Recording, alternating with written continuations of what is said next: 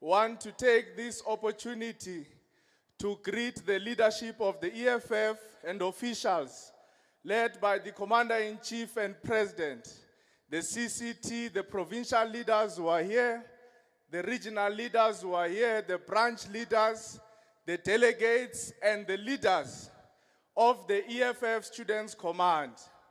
Commander-in-Chief, we want to thank you and your leadership for refusing to close this organization called the EFF.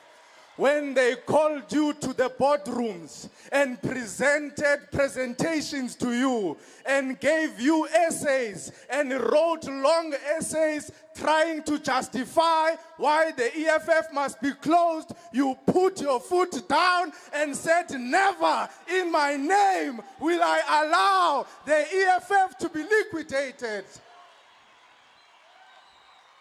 How can the EFF be closed in a boardroom when it was never formed in a boardroom? Because the EFF was formed in Uncle Tom's, where you call domestic workers, where you call students, where you call the unemployed youth, where you call domestic workers, petrol attendants, the middle class of South Africa, the poorest of the poorest. They said to you, go and form the EFF. They didn't call you to a boardroom. This organization can't be closed in a boardroom. It was never formed in a boardroom. What will we say to the Marikana widows who came to you and said, we want an alternative to the ANC. The ANC has killed our husbands. The ANC has shot and killed the future of our children. Come and be an alternative to the ANC. The Marikana Widows President did not ask you to form the EFF so that you can save the ANC.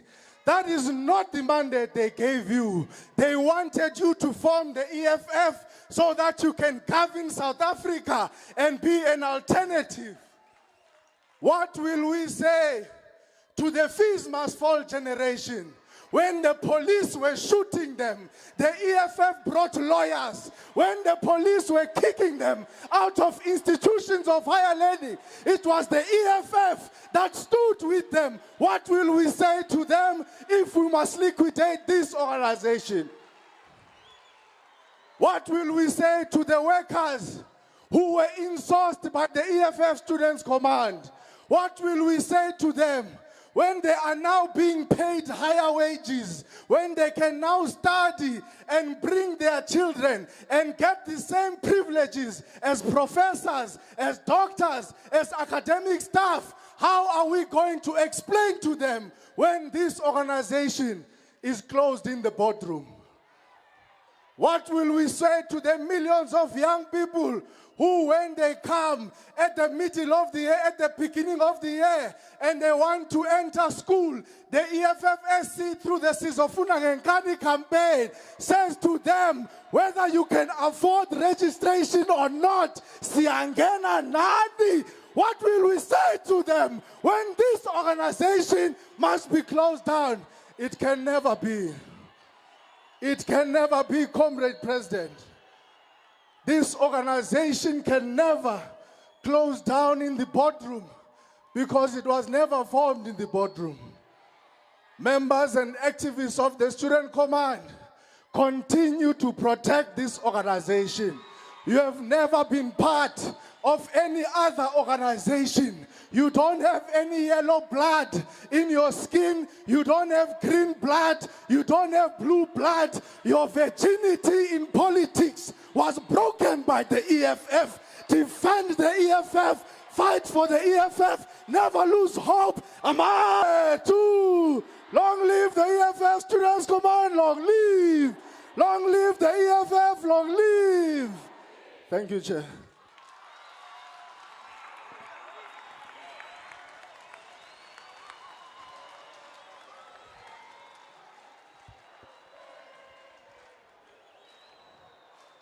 Mandla, Amandla, you are going to sing, comrades.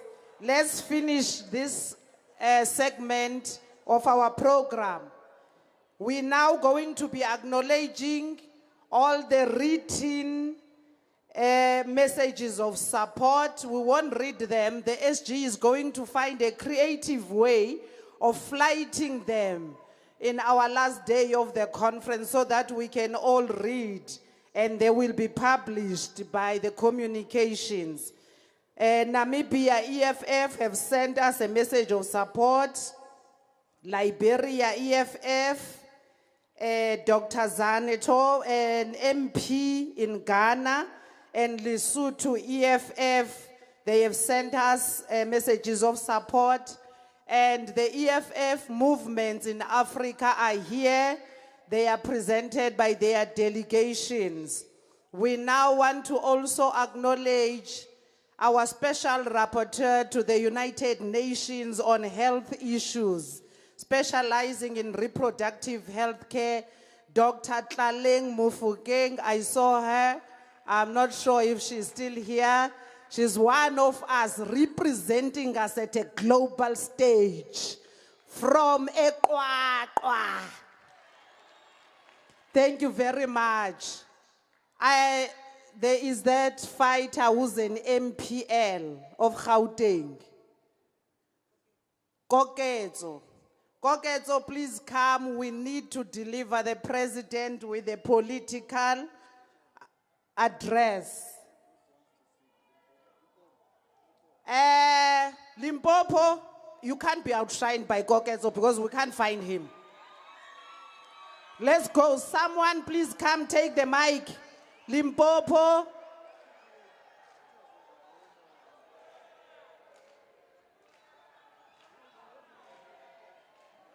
Someone please give someone in Limpopo a mic. The delegate of Limpopo and the #1 ground force of the economic freedom is about to take the stage.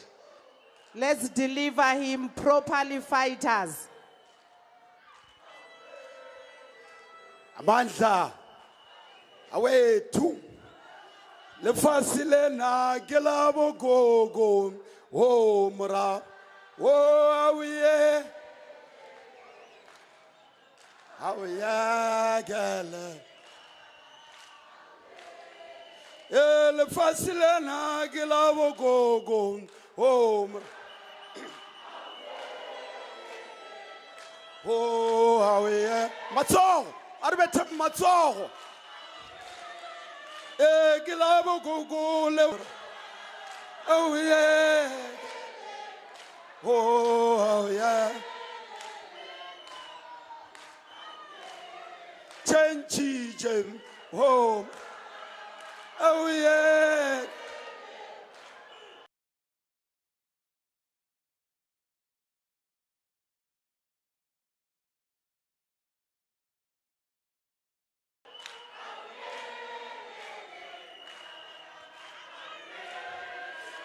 Narelabile oretale jam home. Oh yeah, girl. Oh yeah, girl. Narelabile oretale jam home. Oh yeah, girl. Oh yeah, girl. El kudelana gilamale mam home. Oh yeah. Oh Matsoro.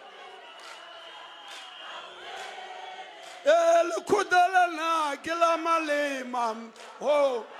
Oh yeah. Oh yeah. Mulaya litorisivam home. Oh yeah. Oh yeah. Matsoro.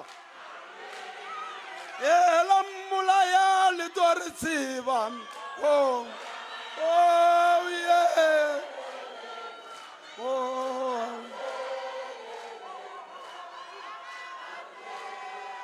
El kudelana gilamalima. Oh awuyeke, oh, awuyeke. Ha, ha. Nare lapile uratale cham, oh, awuyeke, oh, awuyeke. Abatsamaya, oh, awuyeke, oh, awuyeke. Ah, matso.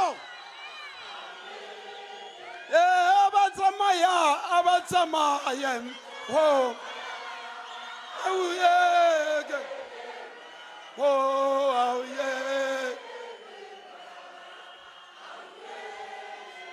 Makangola se batomandran, oh, awuyeke, oh, awuyeke.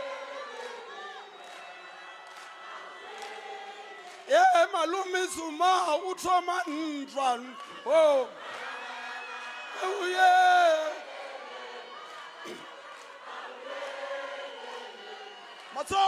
Matsogo. Kirisiani ukhwelebyani, oh, awuyekele. Solima Kangu ukhwelebyani, oh, awuyeke, oh, awuyeke. Makongolose alerebujen, oh.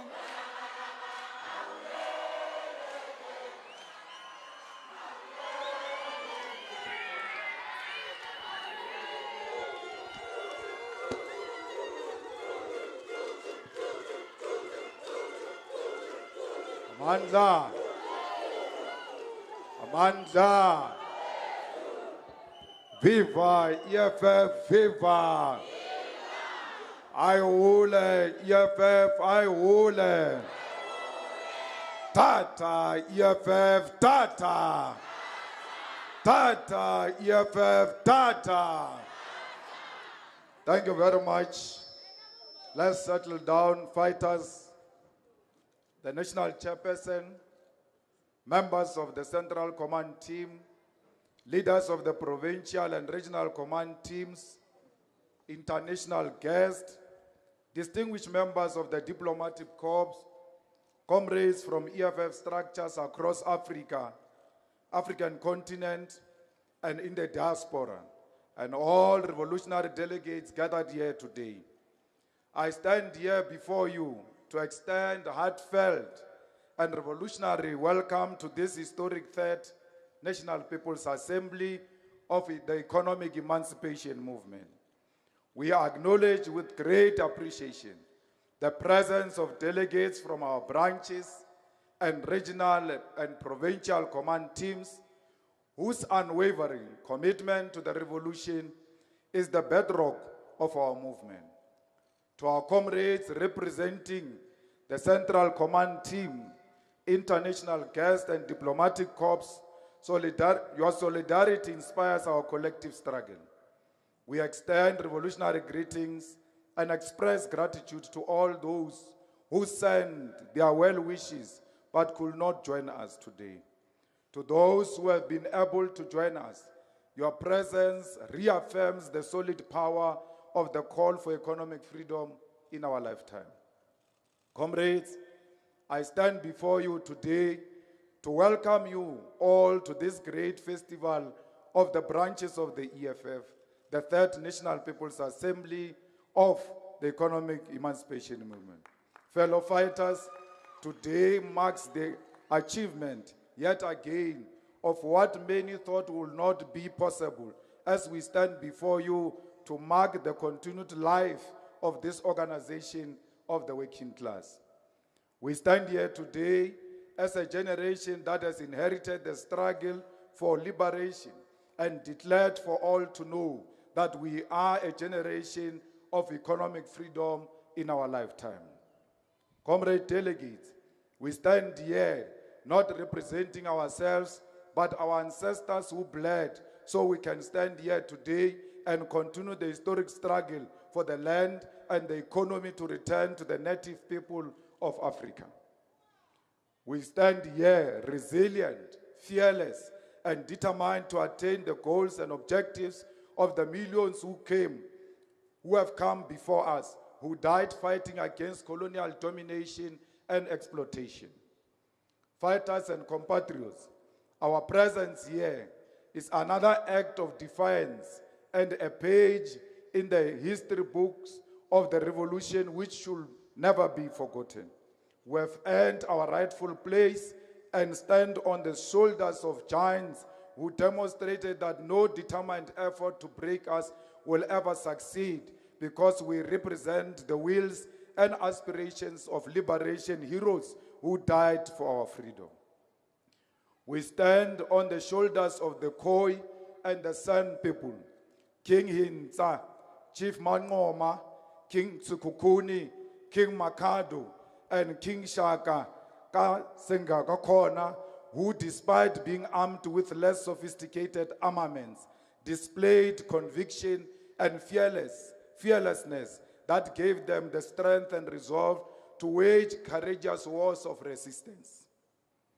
We stand on the shoulders of Mama Winnie Madikizela Mandela, Robert Sobukwe, Steve Biko, Peter Mukaba, Chris Hani, Mama Gaddafi, Thomas Sankara, Amilcar Cabral, Queen Nzinga, and many African giants who, despite a system determined to break the spirit of our people, refuse to die and continue to live because of the ideas they represent. Fellow fighters, our presence here, after deliberate and coordinated efforts to destroy us, is another sign that the African spirit can never be broken.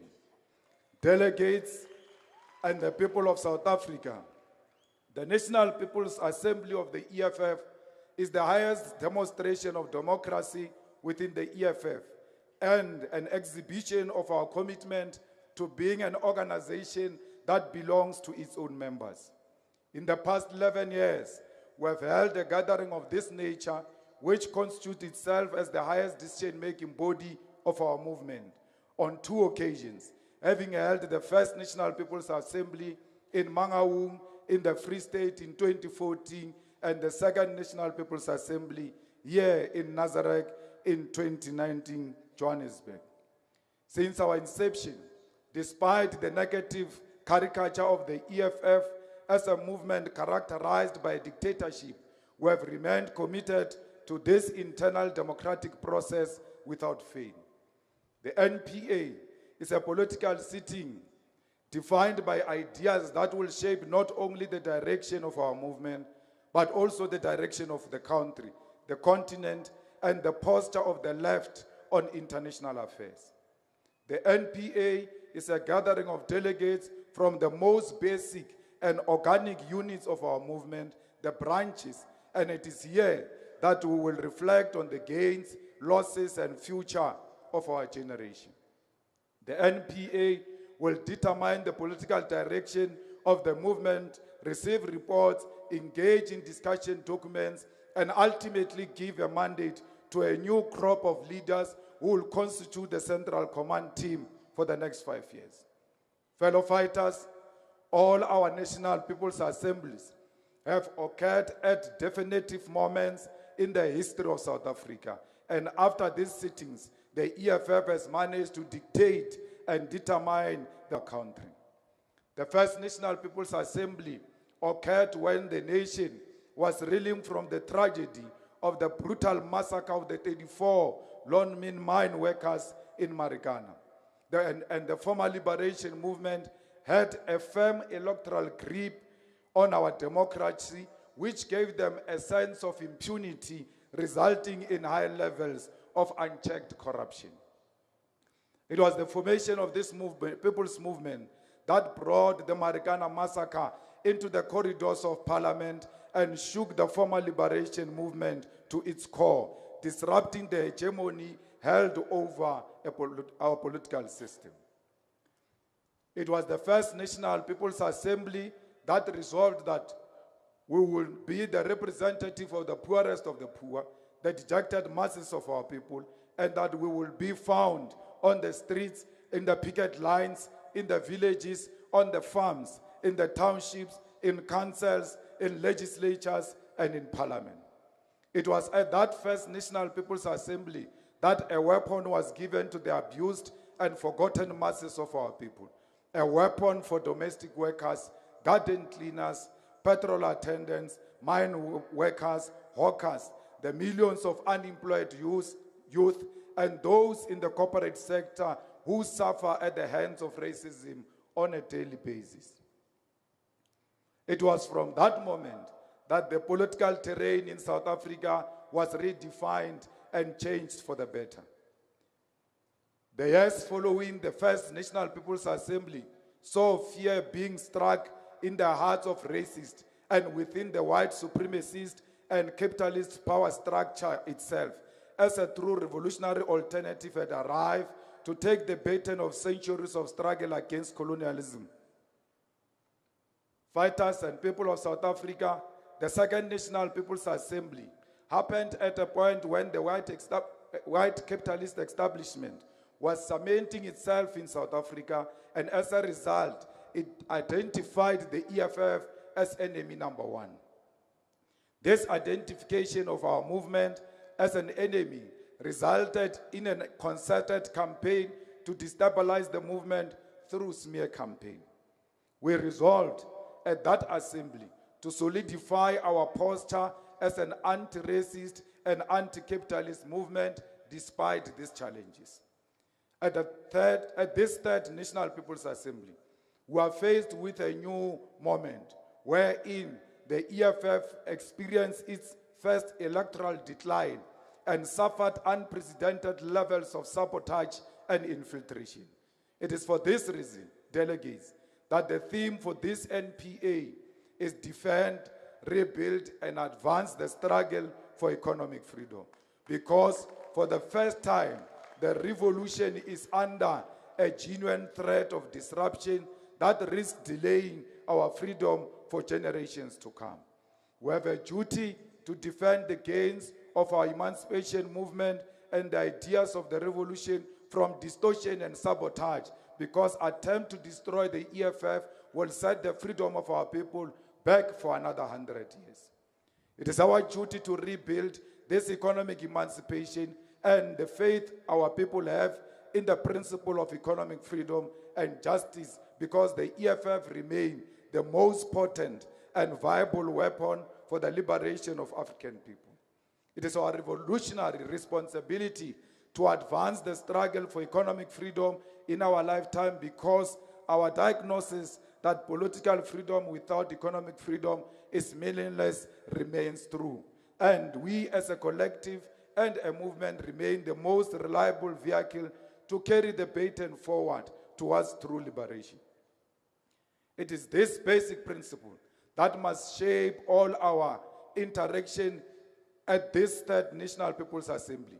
We must bear in mind at all material times that the fate of generation to come rests in our hands. Delegates and people of South Africa, inherently, the EFF is a movement rooted in ideology and tools of analysis that have shaped revolutions across history and continue to do so today. In the EFF, we purposefully subscribe to Marxism to analyze the class contradictions in society. Leninism as a guide to our perspective on state and the purpose of forming a leftist organization, and Fanonianism to appropriately characterize the impact of colonial conquest and racism. Fighters, in order to know who we are, we must appreciate what we stand for and ask ourselves, what is Marxism? When we call ourselves Marxist, we must be able to explain it in the simplest term so that we can relate it to ordinary people in our communities. We have seen many self-proclaimed Marxists fail to break down this revolutionary ideology. Even in their mother tongue, they can't explain it. Yet they claim to understand the theory of Marxism. Those are not Marxists. They are petty bourgeoisies who are engaged in what we characterize in our organizational character and redesign discussion document as academism. Academism refers to the trend that separates the theoretical development from practical activity. This trend supposes that organization is less important than theory. To apply this Marxist method without focusing on the revolutionary socialist implications, to over-intellectualize Marxism by focusing on its academic application, which only relate to the few who have received an elite education and do not attempt to translate Marxism-Leninism to common language. Fighters. Marxism was developed in the mid-1800s by Karl Marx and his comrade Friedrich Engels, who together formulated the Communist Manifesto. Some of the other important works of Karl Marx and Engels are the 3 volumes of Das Kapital, which provide a critique of capitalism and the political economy. To understand Marxism, we must grasp 2 of its foundational principles, namely historical materialism and dialectical materialism. We must ask the question, what is materialism? Materialism, unlike idealism, is a philosophical principle that places the material world at the center of political and social reality. In other words, according to materialism, what we experience is informed by the material world around us, and all social and political changes are functions of our material reality and experience. However, without dialectics, the theory is incomplete. Dialectics, as developed by Engels, can be understood as the union of the opposite. In dialectics, we see the thread of thesis, antithesis, and synthesis. History, as we know it, can be explained through these tensions. In the first stage, its thesis is presented. The thesis is met with antithesis, which opposes the initial thesis. Ultimately, the thesis and antithesis reconcile, giving rise to the synthesis. Although this idea of dialectics was conceptualized by Engels on the basis of idealism, for Marx and Engels, dialectics became a science of the laws of motions and the development of human society, nature, and thought. In other words, without the bourgeoisie, there is no proletariat. Without a master, there is no slave. And without the oppressor, there is no oppressed. Fighters, dialectical materialism covers 3 foundational laws and principles that must guide our scientific analysis as we engage in the struggle. The first is the unity and struggle of the opposite. The second is transformation of quantity into quality. And lastly, the negation of the negations. At the center of the unity and struggle of the opposite is the law of contradictions, which is the basic law of material dialectics. It states that everything has its own external and internal contradictions that determine its resolution. Fighters, the unity and struggle of the opposite helps us understand the nature of struggle and conflict between social groups, such as class struggle between the bourgeoisie and the proletariat. All things in the universe exist in a constant state of change and development. Conflict, therefore, through the Marxist lens of dialectics, is not only negative, as it can be a necessary part of the process of revolutionary change and development. This law also helps us to understand that change is interconnected and that change in one aspect of our revolutionary struggle can lead to change in another aspect. We must therefore assert that the struggle we are engaged in and the conflict with the capitalist mode of production is necessary to bring about social development and change towards attainment of economic freedom in our lifetime. Fighters, the law of transformation of quantity into quality explains that revolutionary qualitative change is a product of gradual quantitative changes.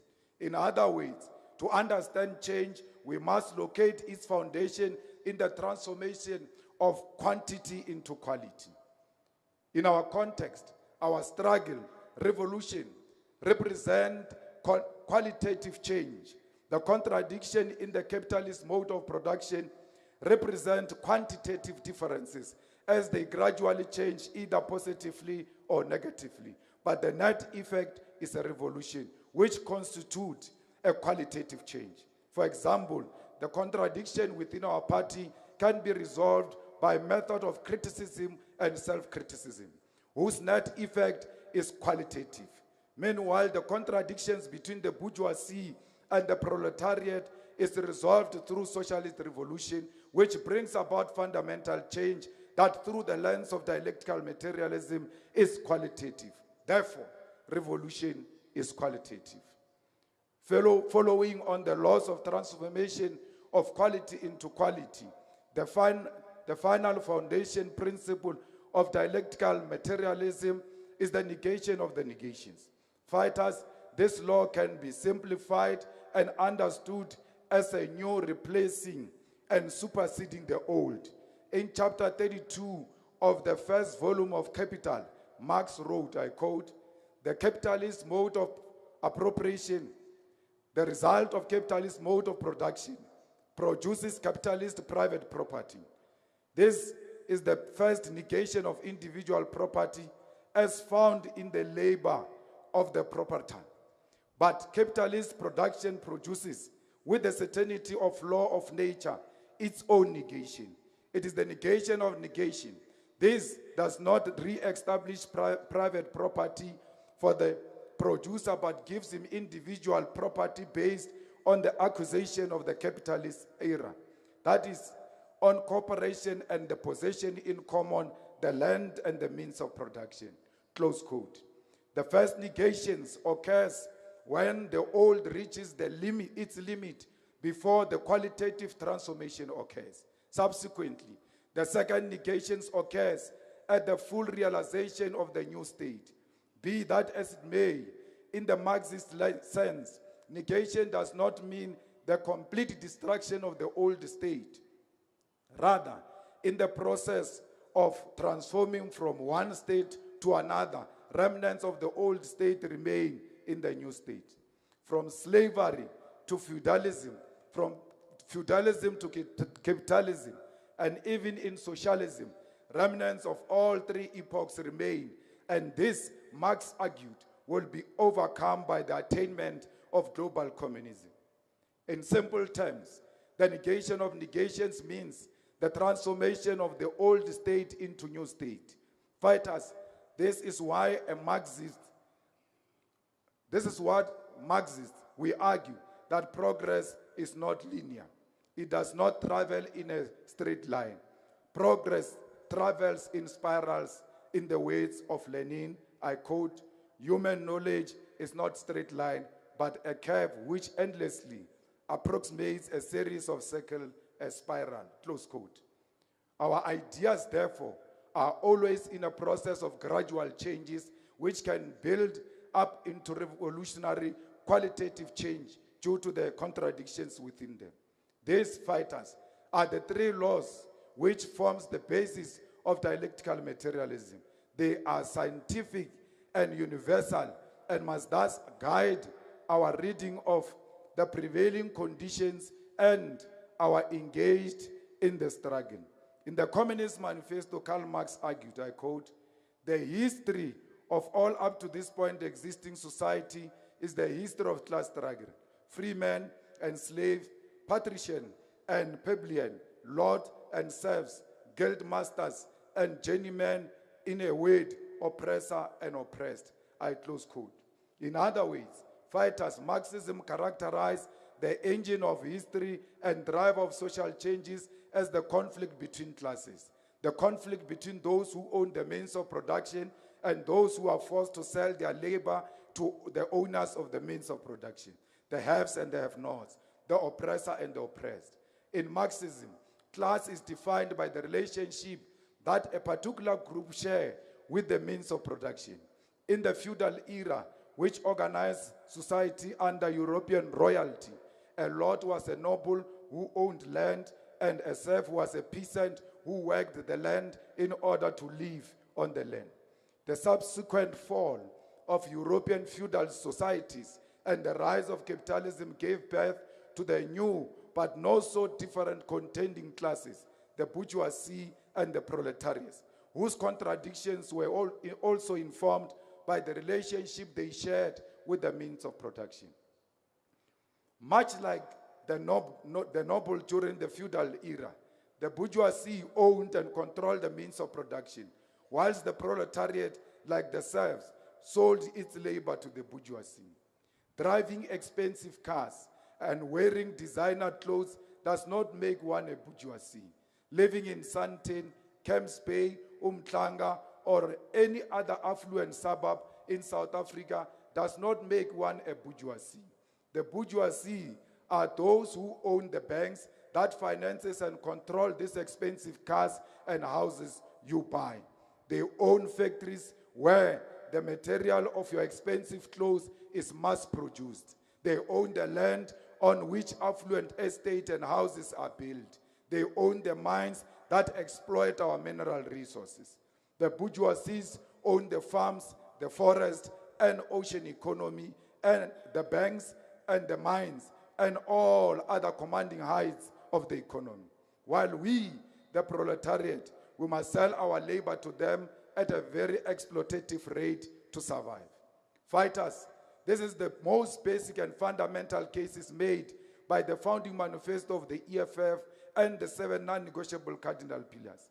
Economic power is the foundation of all organized life. Our relationship with the economy and the productive forces constitute the base, whilst all else, politics, religion, spirituality, art, and science constitute the superstructure which is informed and influenced by the base. Where will we worship our God, perform our customs and rituals, or advance politics, the arts and science, if we are alienated from the mineral resources of our land of birth? Even the basis of law arises out of the need to mediate the economic relations between the oppressed, the oppressor, and the oppressed. The economy is everything. This is why we must never separate the theoretical development of Marxism, which is our guiding tool of analysis, from practical activity. This must not be misrepresented to reject theoretical discourse and dialogue or seem as a call for mindless activism. Rather, our call for land reform, the nationalization of the banks and the mines, the ownership and control of all mineral resources and their local beneficiation must be located within the Marxist law of development of human history. Our primary enemy, therefore, remains monopoly capital, both locally and globally, which owns and controls the means of production. The motive forces that stand to benefit from the ultimate defeat of the bourgeoisie are the proletariat. The proletariat are the ordinary people of South Africa who remain landless, economically dominated, and excluded. Our fight for economic freedom in our lifetime must be located within the Marxist ideology of all history up to this point in existing society.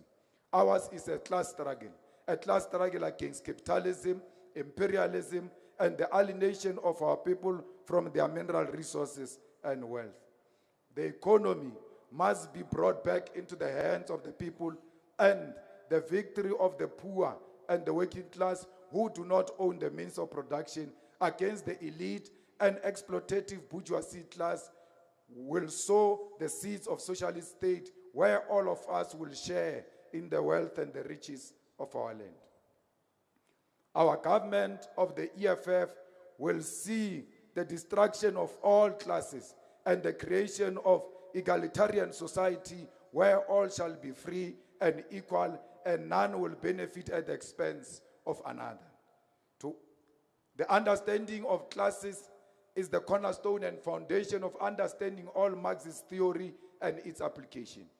If you have a full grasp of our class struggle, the historical development, and contemporary application, you will begin to appreciate Marxism as a tool of analysis and go on to explain it to our communities in their own languages. Comrades, President Vladimir Lenin, one of the ideological pillars of the very EFF we claim our membership to. In his writing, I quote, "Should we participate in bourgeois parliaments?" I close quote. Reflects on the importance of why we ought to participate in the electoral processes. Many amongst us forget why we participate in councils, legislatures, and parliament, and mistaken our participation as a means of personal achievement instead of it being part of a revolutionary task as leftist organization.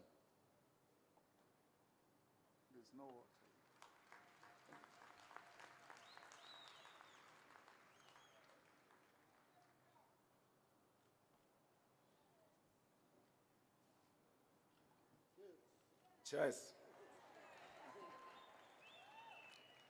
In his paper, Lenin reflects on a question that was troubling leftists in both Germany and Russia in the 19th century regarding the relevance and the necessity of parliaments and where the vanguard party should locate itself with regard to participation and the national consciousness of the working class at the time. Open quote, "Parliamentarism is of course politically obsolete to the communists in Germany, but, and that is the whole point, we must not regard what is obsolete to us as something obsolete to a class, to the masses.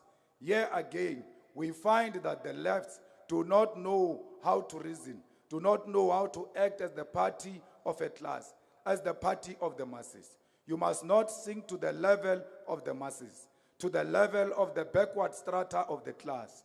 That is incontestable. You must tell them the bitter truth. You are in duty bound to call their bourgeois, democratic, and parliamentary prejudices what they are, prejudices. But at the same time, you must soberly follow the actual state of the class consciousness and preparedness of the entire class, not only of its communist vanguard, and of all the working people, not only of the advanced elements. Participation in parliamentary election and in the struggle on the parliamentary platform is an obligatory on the party of the revolutionary proletariat, specifically for the purpose of educating the backward strata of its own class, and for the purpose of awakening and enlightening the underdeveloped, downtrodden, and ignorant rural masses. While you lack the strength to do away with bourgeois parliaments and every other type of reactionary institution, you must work within them, because it is there that you will still find workers who are misled by their priests, by the conditions of rural life. Otherwise, you risk turning into nothing but windbags, close quote. Lenin continues, noting in his reflection on the progression of the Russian Revolution in different periods, how the Bolsheviks tactfully located themselves within parliament to reduce it to absurdity, while simultaneously organizing Soviets for the overthrow of parliaments that were initially deemed a paragon of democratic practices. He says, open quote, "There is a great usefulness during a revolution of a combination of mass action outside reactionary parliament with an opposition sympathetic, or better still, directly supporting the revolution within," close quote. The mass action comes in the form of strikes in demands for various socio-economic changes that a bourgeois parliament simply cannot meet. While inside the very same parliament, there are legal parliamentarians who make the same demand. This is the most tactful way of forging a revolutionary program. The EFF exists in legislatures to fulfill the minimum revolutionary program, and the basis and a blueprint of our revolutionary program, which we must always pursue while in the legislatures, is the 7 non-negotiable cardinal pillars of the EFF. Expropriation of land without compensation for equal redistribution in use, nationalization of mines, banks, and other strategic sectors of the economy without compensation, building state and government capacity, which will lead to the abolishment of tenders, free quality education, healthcare, housing, and sanitation.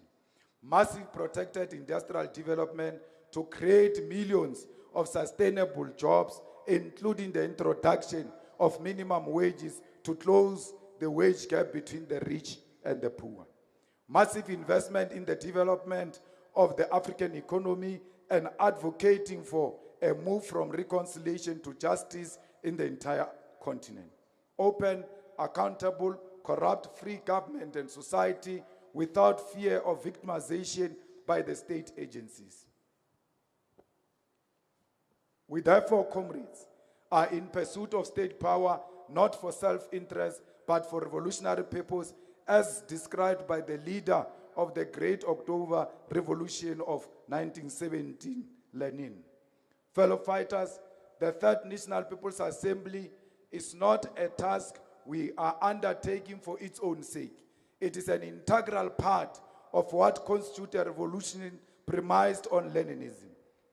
It is Lenin who teaches us that revolutionary party constituted by revolutionary class and led by professional revolutionaries must always be in the practice of democracy.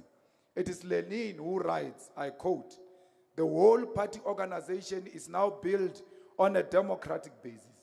This means that all the party members take part in the election of officials, committee members, and so forth. That all the party members discuss questions concerning the political campaigns of the proletariat, and that all the party members determine the line of tactics of the party organizations." Close quote. Fighters, Lenin also taught us that we must work tirelessly to ensure that the higher standing bodies are elected, accountable, and subject to recall. This, along with democratic centralism, which Lenin described as a freedom of discussion and unity in action, forms the fundamental building an organic vanguard and revolutionary party that will liberate the working class. There is often a temptation and some confusion, in some cases, misuse of the concept of democratic centralism. At times, some commissars and fighters and people outside our movement attempt to impose their personal preferences and decisions on lower structures under the pretense of democratic centralism.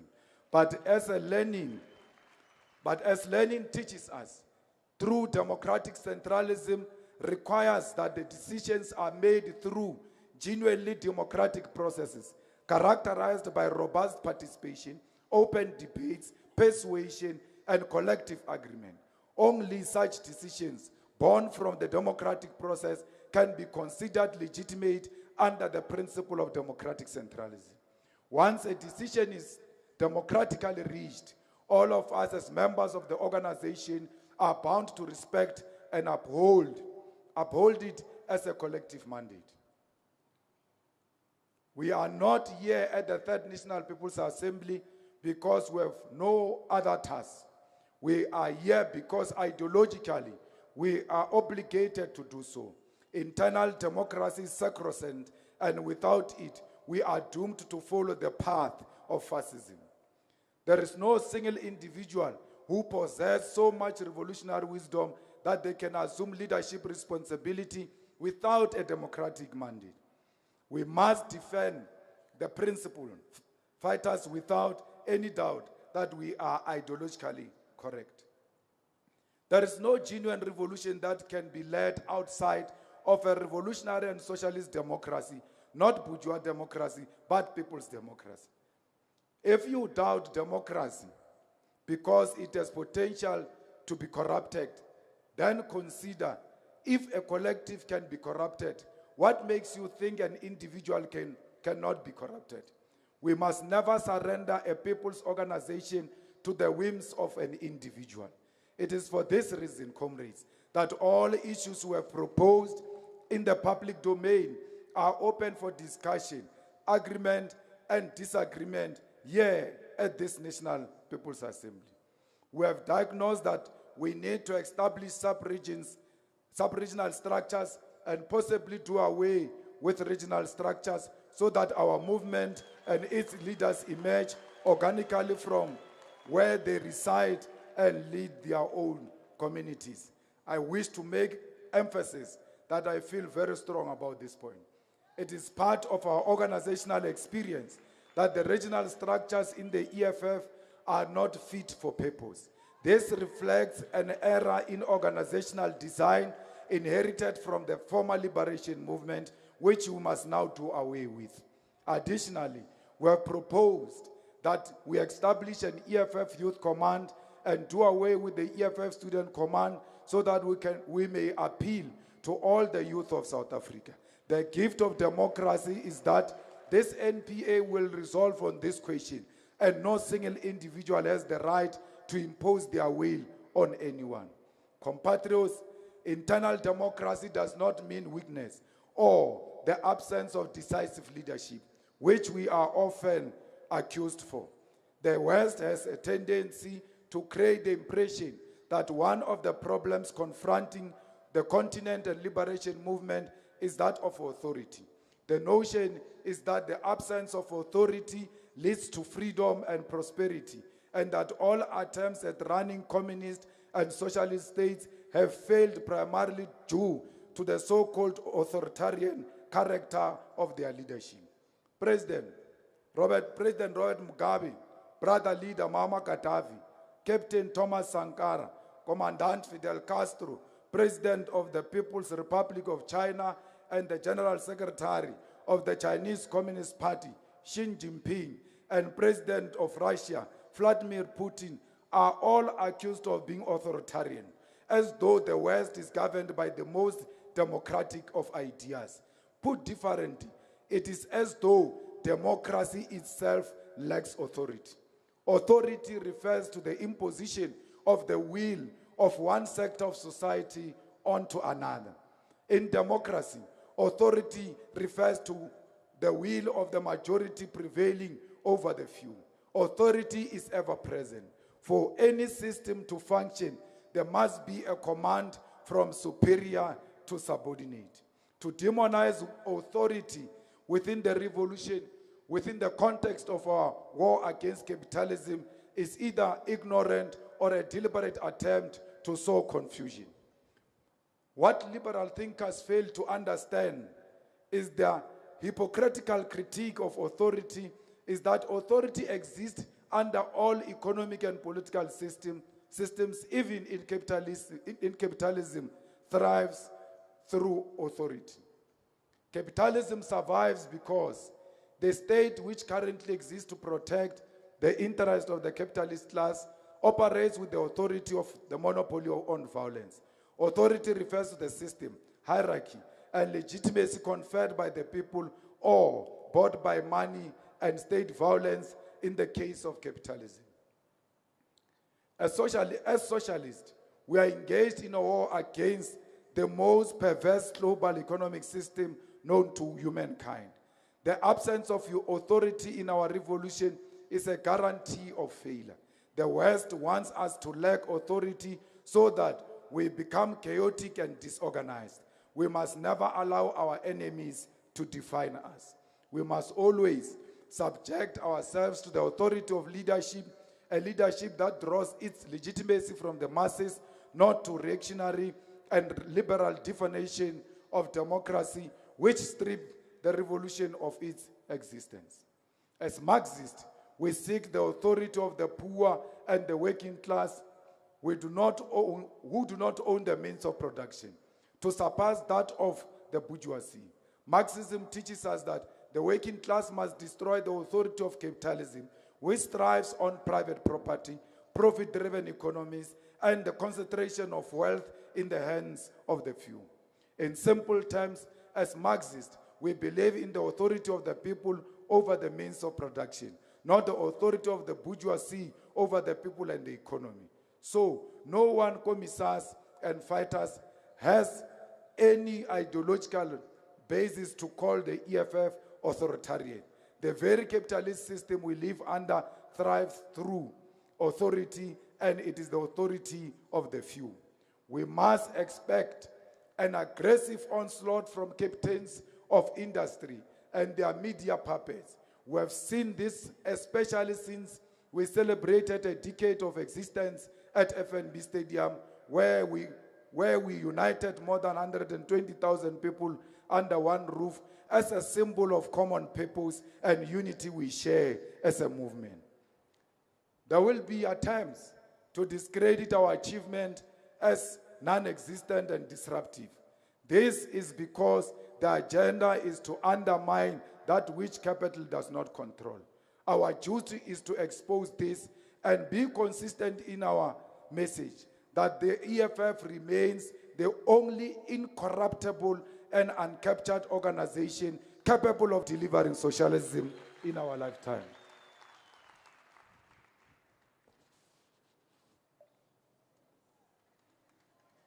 Chairs, fighters and compatriots, one of our defining ideological features is our commitment to the ideals of Frantz Fanon.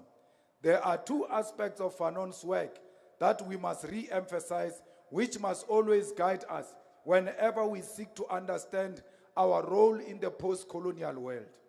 Two chapters of particular significance are from his book, The Wretched of the Earth, The Pitfalls of National Consciousness and on Violence. The chapters are significant because one provides guidance on why liberation movement fail post-liberation, and the other diagnoses the necessity of violence and the inherent violence existing in a colonial and neo-colonial society. If we want to learn from the mistake of those who came before us, Fanon is instructive. He tells us what not to do and what not to become. The problem we confront internally as Africans is the persistence of liberation movement that sustain themselves on blackmail and through the use of law enforcement agencies to suppress the people's demands for the promises of liberation. Most recently, the liberation movement here in South Africa, when faced with getting rid of itself, aligned with our historical enemies in characterizing the EFF as a threat to the nation, because when ideas are lost, blackmail and swart become the strategy. We are told that if the EFF is in government, it will be a doomsday for the people of South Africa.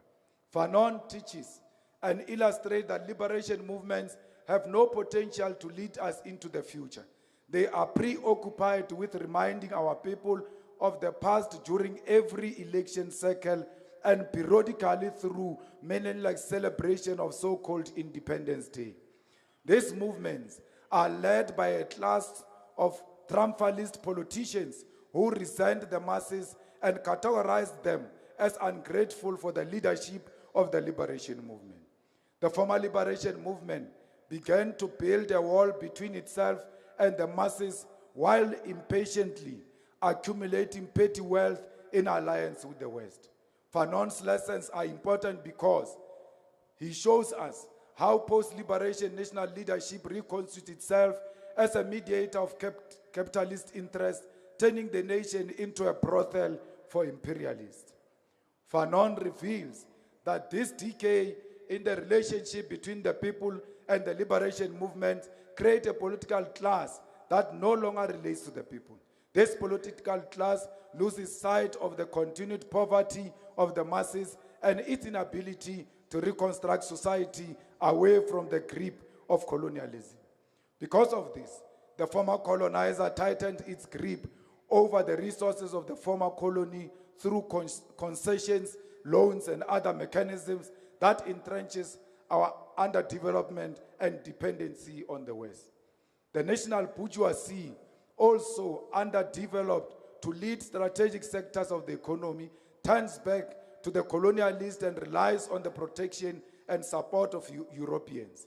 Their failure led to the collapse of not only the nation, but also the liberation movement itself. This is what the EFF must always guard against as our presence increases in governance and places of political influence. We must not resent our people because they do not vote for us, even though we fight bitterly for their dignity. We must resist the temptation of crumbs of imperialism, crumbs imperialists leave for the political class, and never forget the genuine purpose of our struggle for liberation. We must avoid accumulating so much personal wealth that the hunger of our people for land, jobs, education, and decent life becomes nothing but slogans we chant to celebrate ourselves. Our reflection on more than a decade of selfless struggle for economic freedom in our lifetime must not become a parade of self-praise or a tool to immobilize our people. It must serve as an occasion to renew our passion and commitment to liberating our people. Fanon writes painfully, I quote, "After a few years, the breakup of the party becomes obvious, and any observer, even the most superficial, can notice that the party, today the skeleton of its former selves, only served to immobilize the people. The party, which during the battle had drawn itself the whole nation, is now falling apart. The party is becoming a means of private advancements." Close quote. We must hold Fanon's prophecy close to our hearts to ensure that the economic emancipation movement fulfills its strategic mission for economic freedom in our lifetime. Comrades, these are internal contradictions we must avoid to ensure that we do not betray the mandate of liberation. This is a self-reflective diagnosis that we must internalize as we enter a second decade of struggle, so we do not use our history of resistance or the external pressure of imperialism as an excuse to avoid accountability to the revolutionary expectations of our people or to interest self-interest and corruption. The second of Fanon's insight that we must hold close to our heart is his assertion that decolonization is always a violent phenomenon. This is critical for a militant organization like ours, because we are tasked with reawakening the consciousness of a society convinced of the possibility of reconciliation without justice. The EFF exists in a country indoctrinated to believe that the contradictions between the African black majority and the white capitalist ruling class can be resolved peacefully, and that violence in any form must be avoided and condemned. This belief is simply untrue. We must explain this truth to our people. When the South African Human Rights Commission takes us to court for saying that ultimately our revolution will require us to kill, we must be prepared to contextualize what we mean. When the Human Rights Commission and the racist lobby group take us to court for declaring that we are in a war with white supremacy, we must be able to explain to our people what black consciousness is and why it cannot coexist with the idea that white people are inherently superior and one of the two must die. Fanon is important here because he gives us the tools to explain to our people that the conditions within which they live are violent. It is violence to segregate African people into underdeveloped townships and villages without services. It is violence for a white minority to have complete control over the means of production in Africa. It is violence that the majority of the land remains in the hands of a white minority. Colonialism is institutional and structural violence, and reversing it requires violence. Changing legislation to allow for land expropriation without compensation is a form of organized violence against the white supremacy, but this violence is rooted in justice. Our message is simple. There cannot be unity and reconciliation in South Africa without justice, and justice will be violent for those who are comfortable at the expense of African people. Ultimately, there will be a need to take up arms, as this is the eventual outcome of all struggles against injustice met with resistance. This conclusion arises because the white capitalist class feels entitled to the wealth and resources they accumulated through crime and will violently defend their right to exploit and oppress African people. In the face of this arrogance, violence is inevitable. This is what we must coherently and logically explain to our people. Decolonization questions the colonial situation, casts into doubt, and makes the native an active participant in reshaping the world order. Decolonization is a substitution and radical reorganization of society wherein the last shall be first and the first shall be last. As Fanon tells us, this process demands that we prepare for violence at any stage because it is impossible to transform society born out of and sustained by violence without violence itself. Colonialism was born from the blood, suffering, slavery, destruction of Africans and African identity. Without the violent subjugation of Africans, the colonial system ceased to exist. Our people being denied education is violence. Our people living in shacks is violence. Our people working in mines for little wages while enriching global capitalists is violence. The erasure of our history is violence. The fact that labor such as domestic work, gardening, and security services are reserved for Africans in service to white people is violence. The fact that a white child's first encounter with an African is often as a servant is violent. The entire existence of Africans is imagined through the eyes of the colonizer. And to radically change this and reimagine ourselves through our own eyes and tradition will be a violent process. Fanon's concepts of the two zones of reality, where the town of the European is filled with tarred roads and lies, while the lands of the native is filled with poverty and overcrowding, perfectly describes South Africa's violent social and economic situation today, which must be transformed. These are the realities we must explain to our people. We must show them how abnormal their situation is so that the prospects of violence does not offend them. Our people must never be offended by violence because their very existence is a manifestation of violence. Commissars and fighters, alongside internal contradictions, we must consider the external challenges that threaten the revolutionary project for African independence. These challenges are posed by imperialism and neocolonialism. Many liberal thinkers like to credit the failures and collapse of African states to the leadership style of African leaders, blaming socialist and anti-imperialist policies. Imperialist and so-called governance experts argue that African economies fail because independent states resist the anarchy of the markets, constantly calling for increased privatization as a solution to our economic problems. By anarchy of the markets, we mean the capitalist class and its proponents want democratically elected states to allow policy direction and economies to be dictated by invisible hand known as the independent market. This market downgrades and rates economies based on whether they are investor-friendly according to their narrow political, social, and economic preferences.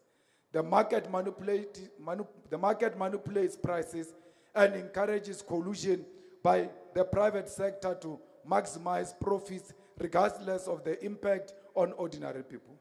This capitalist madness, which ignores the basic needs of the people, is a breeding ground for corruption. Resistant to this disorganized and undemocratic system through decisive state intervention and planned economy is dismissed as an authoritarianism. Imperialist nations propagate these arguments to mask their role in Africa's underdevelopment and to legitimize capitalist hegemony. They assume that the only valid form of governance is Western-oriented authority, while attacking non-Western systems as inherently flawed. As Marxists, we must understand that our problems are from global capitalism and its advanced manifestation, imperialism. To dismantle this system, we must first understand Marxism, the concept of authority, and why global capitalism mobilizes itself against alternative ways of organizing the economy. Delegates, another question we must respond to and reflect on is the question of unity. Fighters, there has been a much debate and discussions across our nation about the cause of black unity and unity amongst the progressive forces. As part of the preparations for this Third National People's Assembly, we were questioned by our own branches as to what constitutes a progressive forces. We must have a coherent response to our own branches as to what continues to motivate certain alliances we have in society. But for the interest of defining our political moment, we must define what characterizes the progressive left in South Africa. To merely say you are progressive does not mean you are progressive. To merely state that you are on the left or that you are black conscious does not make you leftist or black conscious. To belong to these categories is proven through action, through ideological persuasion, through practice. Black unity and has always been imperative in South Africa, but blackness should not be used as a shield for opportunism or to escape one's own wrongdoing. The disparate need for black solidarity must not be taken advantage of by individuals who manipulate the black identity to avoid accounting for how they have jeopardized the cause of black liberation. There are forces in South Africa today who have discovered the cause of black unity after they previously undermined it while they were in power, and this discovery is manipulative. You as delegate must ask yourself, where was this black consciousness and black unity when the Marikana workers were killed? Whose blood nourished the birth of this economic emancipation movement, while the so-called new leaders of black unity were sitting as state president and even justified the killing of mine workers in Marikana, who were all, by the way, black. Did the need for black unity not exist when the youth of this country were shot, jailed, and killed for demanding free education under the new messiah of black unity? When the EFF offered its 6% in Parliament to amend the Constitution of South Africa to expropriate land without compensation, and this was rejected by the former liberation movement, where was the black unity then? Fighters, we must never allow black consciousness to be misused to con our people into forgetting, nor allow it to sanitize the legacy of failure and corruption. There are individuals who committed themselves to undermining the liberation of black people while in government and now, in an attempt to rescue their legacy of compromise and collaboration as head of state, director generals, CEOs of strategic state-owned enterprises. They reach for black consciousness as they approach their grave. When they were fresh, they didn't know black unity. Now they see the grave, they see black unity. It is our revolutionary responsibility to vehemently reject black unity born out of convenience and opportunism, to tell those who live lives of betrayal while they govern, that Steve Biko will not welcome them on the other side because they are non-white and agents of capital. Black consciousness is a political conviction that not only relies on the color of your skin, but also on your consciousness itself. You can be black, yet advance divisive politics of tribalism. You can be black, yet act as an agent of white supremacy and corruption. You may identify as black, but your character can still be defined by deception and dishonesty. You can be black and still sell out your brothers and sisters for a few pieces of silver. We, as the EFF, do not subscribe to unity based on skin color alone in our pursuit for liberation. We subscribe to a political unity defined by ideological conviction and honest politics, a unity that will bring about the defeat of our strategic enemy. Our enemy knows that it is the EFF that is the true liberation movement and not a pocket knife for individuals and self-gratification. In our history, we have never betrayed our people. As a result, we do not merely claim to be the home and inspiration of black people and black unity. We have earned this role. It is the flag and the logo of the EFF that strike fear into the hearts of the white capitalist establishment. This is because we have earned the fear of the enemy. For this, we must be proud. The EFF is not in a fight for its own survival, but because we already live in the hearts and minds of our people. We are now in a fight to defend the cause of liberation from losing legitimacy because criminals want to use ideology as a weapon of self-defense. If we allow the politics we subscribe to be delegitimized by criminals masquerading as messiahs of black unity, it will take decades of the left to regain credibility, and right-wingers and capitalists will rule us for centuries to come.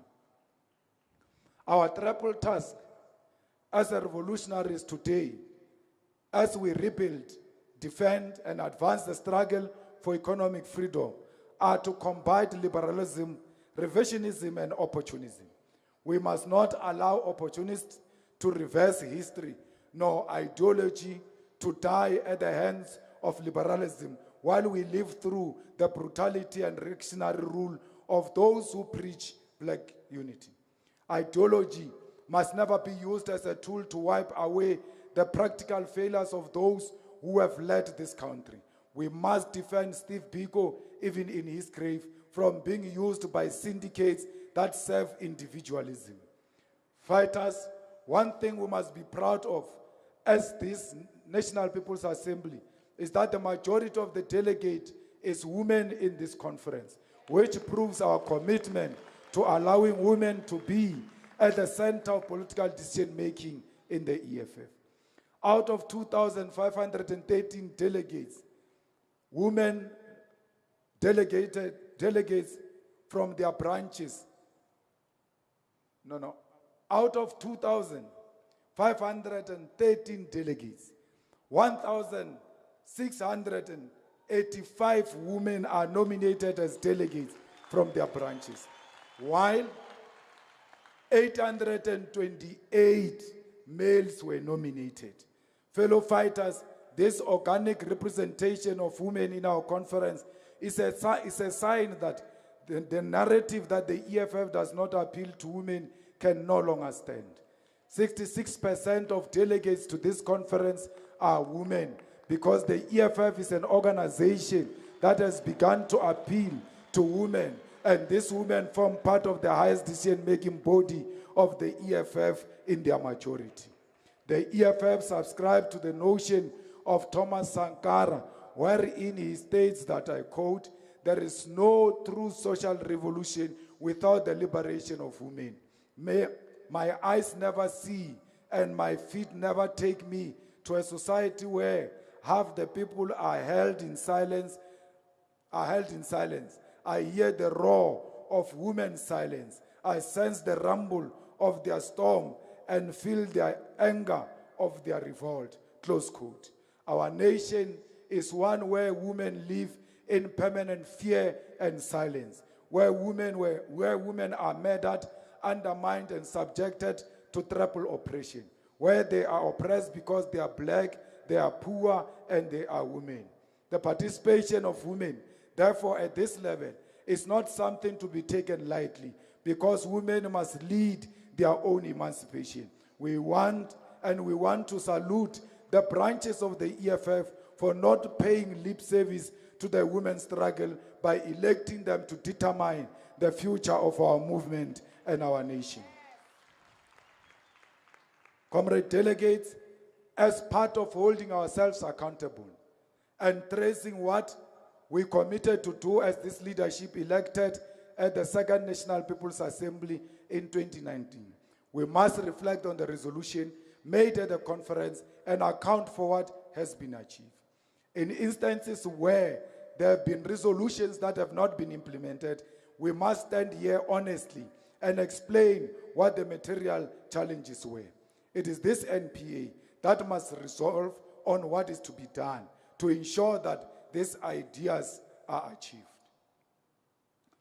Delegates to the Third National People's Assembly, part of the resolution on the land question on the Second National People's Assembly was that even though other political parties support the concept of land expropriation without compensation, they do so for completely different reasons, and reasons that may be against the ideals the EFF stands for.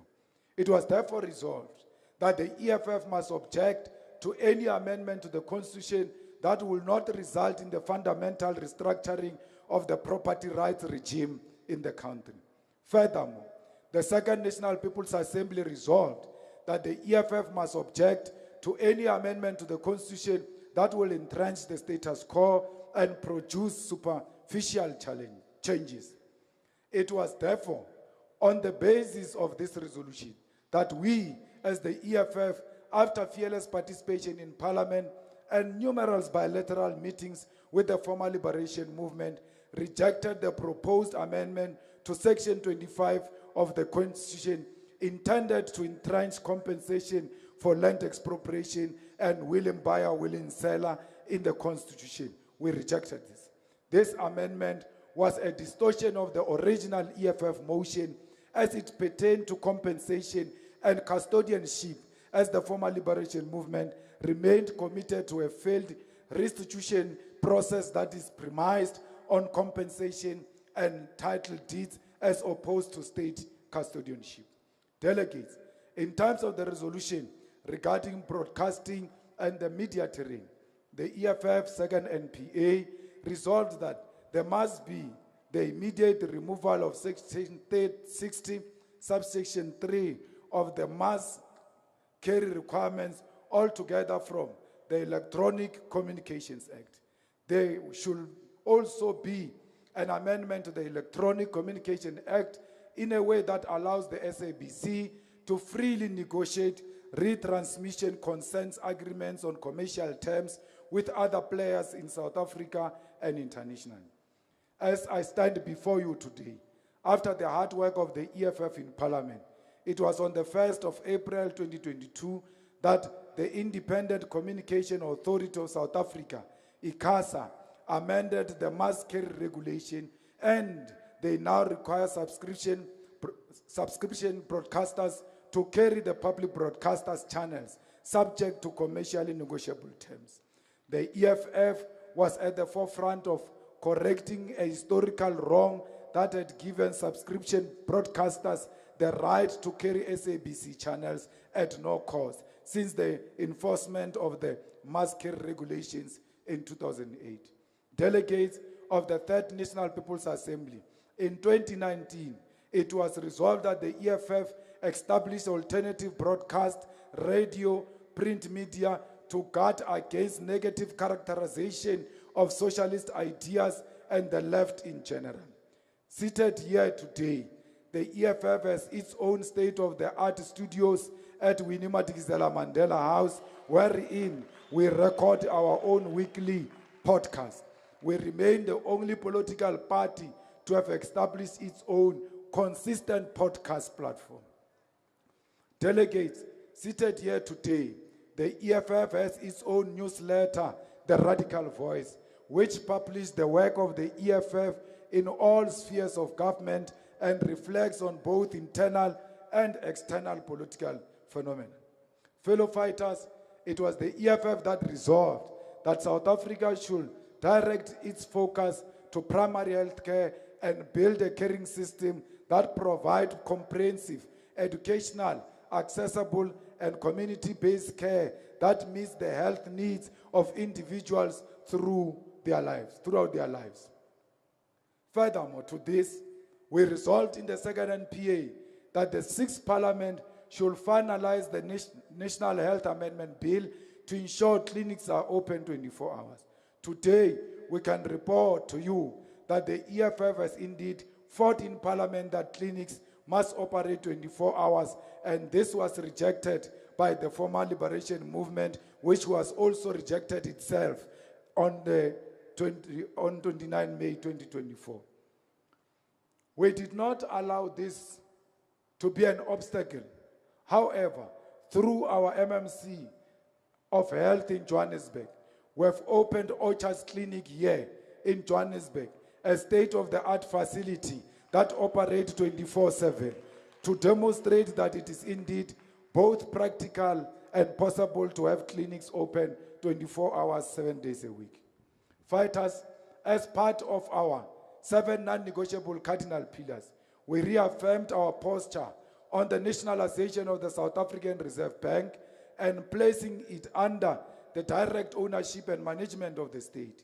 Further to this, the second NPA resolved that we must call for the expansion of the South African Reserve Bank's mandate to use monetary policy to boost employment and increase capital available in the economy. Comrades, I can report proudly as I stand before you today that through the efforts of the EFF, the 7th Parliament is currently looking at ways in which we can nationalize the Reserve Bank and expand its mandate. Public hearings are being hosted as part of the process of ultimately reclaiming the sovereignty of our currency and our fiscal policy.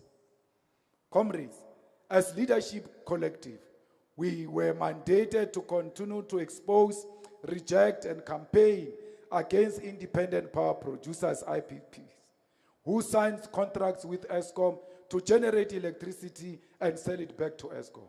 To this day, it is only the EFF that waged a massive protest against Eskom in 2020, demanding an end to load shedding and, amongst other things, calling for an end to the parasitic role of IPPs at Eskom. Fellow fighters, the second NPA mandates us to continue to call for an end to the occupation of Palestine by apartheid Israel, to call for the complete isolation of Israel by South Africa.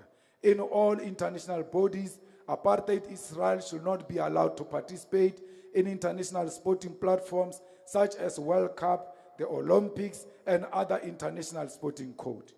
To heed this mandate, it is the EFF that marched to the Israeli embassy calling for its closure because we cannot host genocidal nations that murder women and children, bomb hospitals, and target sites of religious worship. We went further and proposed a motion in the 6th Parliament of South Africa calling for the expulsion of the Israeli embassy and the cutting of all ties with Israel. A motion supported by a majority of members of Parliament and adopted by the National Assembly. Your cowardly president of South Africa, who speaks with forked tongues on the genocide against Palestine, has to this day not implemented the resolution which was successfully passed in Parliament. Comrades, the second NPA rejected the Mswati regime and demanded that that regime must end with immediate effect. It was this second NPA that mandated us to go and close the borders of Eswatini in rejecting Mswati's regime. It was from this rallying call that the EFF protested at all border gates connecting South Africa and Eswatini in solidarity with the calls for democracy in Eswatini. We have gone as far as supporting the liberation movements such as the EFF Eswatini and Pudemo, and will continue to do so until the regime of Mswati falls in memory of Mario Masuku, former president of Pudemo, and Nombulela Mota, the first president of the EFF Eswatini. Fighters, it was the EFF, the Second National People's Assembly, which called for all correctional services, facilities, and programs to be managed by government and not private corporations or companies. Following the escape of Thabo Bester, it was the EFF that came out strongly against the control of Mangaung Correctional Center by Israeli-linked G4S and pushed for the announcement that the public-private partnership to run this prison must come to an end. To this day, G4S controls this prison, and we must intensify the call for this relationship to completely end now. With all these successes, fighters, some resolutions have not been met, including the resolution to establish a school named Winnie Madikizela Mandela Comprehensive School. This delay is as a result of disruptive COVID-19 pandemic and the incompetence of the municipality. However, we can assure you, fighters, that the land for the school has been secured, the architecture has been developed, and even some of the journalists seated here today have been to the farm where the school will be built. They can also confirm that the work is ongoing. Commissars, we must additionally acknowledge that the resolution to form a women's command has not been fulfilled as the challenges of COVID-19 almost completely closed the EFF's ability to operate normally as an organization. As a result, we had to focus on rebuilding and organizing ourselves again. All the resolutions taken by the second NPA must be revisited, and this third NPA must take a decision on a way forward. It is the duty of this third NPA to either reaffirm their necessity or determine that what is to be done. The Secretary General will provide a detailed report on the implementation of resolutions of the Second National People's Assembly. Delegates, the EFF has for over a decade remained the organization that has confronted existing conditions in South Africa and brought light to the issues that have for the longest time been kept under the rug, such as the need to expropriate land without compensation, the need to crush the remains of the legacy of colonialism and apartheid. Over the past 5 years, the organization has, amongst other things, called for the unsealing of CR17 documents which were wrongly sealed in the name of accountability and mobilized the working class, calling on South Africans to participate in the public hearing of land expropriation without compensation. In the history of South African politics, no organization has emerged as a prominent voice consistently championing the rights of the black working class and the economically dispossessed through its various programs of action. Fighters, on the 13th to the 16th of December 2019, delegates from branches across the country gathered here at the Nazareth Expo Center under the theme Consolidating the Grounds Towards Socialist Power for the organization's Second National People's Assembly. These 3,100 delegates who attended the Second National People's Assembly had an organizational obligation to reflect on the policy position of our organization, re-strategize and reposition it to provide solution to the problems confronting South Africa, the continent and the world, and as such, gave the new leadership a mandate for the next 5 years.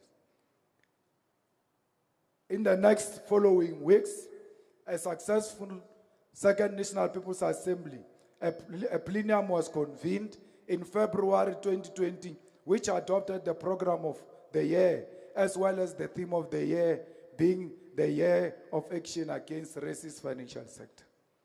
This came from the undertaking that the lack of transformation in the economy, the lack of jobs, and as the privatization of state-owned enterprises such as Eskom will further impoverish our people. More than 90.5% of total banking sector assets are controlled by the top 5 banks, such as Standard Bank, FNB, ABSA, Capitec, Nedbank, and all of which are white-owned. The same is true of the insurance sector and many other sectors of the country. Moreover, there are more than 8.1 million young people between the ages of 15 to 34 who are supposed to be transitioning from dependency to becoming independent, productive members of society, adding value to the country's GDP, but are not in education, training, or employment. The year of action against the racist financial sector also marked 7 years of the organization's existence, allowing it to evolve into a reliable, genuine, and credible movement of hope for our people. However, it must be noted that this was during a critical moment in the history of our country and the world, as we witnessed the surge of coronavirus pandemic, a pandemic that resulted in sickness and death of many, both domestically and abroad. This COVID-19 outbreak led to the cancellation of many of the organization's programs and tested the strength and survival of the EFF. As circumstances forced us to adopt conditions that were against our usual way of doing things. Fellow fighters, we navigated this through collective wisdom of organization, which provided solutions and showed its capacity to influence the political landscape on what needed to be done, doing so with conviction. Amidst this global crisis, the organization's character as the last hope of the people was successfully maintained through active engagement in organizational activism such as online membership system, virtual meetings, and the EFF book club. It was during this period that the organization donated 15 million to the COVID-19 Solidarity Fund as a result of a dedicated and disciplined EFF representatives who sacrificed a third of their salaries to contribute to the fight against the spread of COVID-19. The time then came to fight against the power of white monopoly in our country.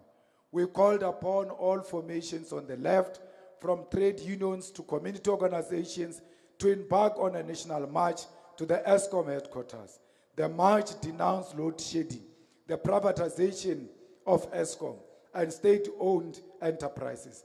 ESCOM was a significant threat to the fiscus and the South African economy. Its collapse would have led to the unimaginable failure of the country. Following the anti-black racism displayed by the pharmaceutical outlet Clicks in a racist advert, the EFF embarked on a direct action at Clicks stores nationwide to demand accountability and confronted racism. It is now commonplace for the oppressed, whether at school, whether at work, whether in business, to call on the EFF for intervention when confronted with racism, as was the case with Clicks. At all material times, we condemn racism and provide cogent accounts against myths that undermine the program and cardinal pillars of our organization. As such, a clarion call was made to stand in defense of the judiciary and state asset against racist right-wing groups in Senegal in Free State Province. In 2021, the world continued battling the invisible enemy called coronavirus, raising questions of relevance, decisiveness, and leadership regarding our revolutionary organization. This period tested the character of the organization as the public sought empirical and workable solutions to their problems.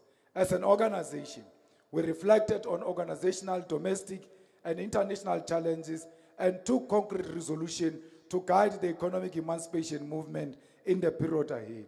Despite the senseless lockdowns imposed by the government, which closed the political landscape and prohibited accountability and campaigning activities. Even during an election year, we carried our programs. One of the wars that the organization successfully engaged in was against vaccine apartheid, where we demonstrated in the march to save lives at the South African Health Products Regulatory Authority offices, also highlighting the failure of government's vaccination program, the loyalty of government to vaccine producers aligned to capitalism and the West, the capture of SAPRA, and the demand for CoronaVac vaccine produced by Sinovac and the Sputnik V vaccine from Russia. Our correct conviction was that it is only through scientifically tested and proven vaccines that the world could permanently contain the spread of the coronavirus. Fighters, it was through the march to save lives at SAPRA that a few days later, CoronaVac vaccine was authorized for distribution in South Africa, demonstrating that we are the only organization that prioritizes our people. This one, it will need what? The one I'm about to deal with.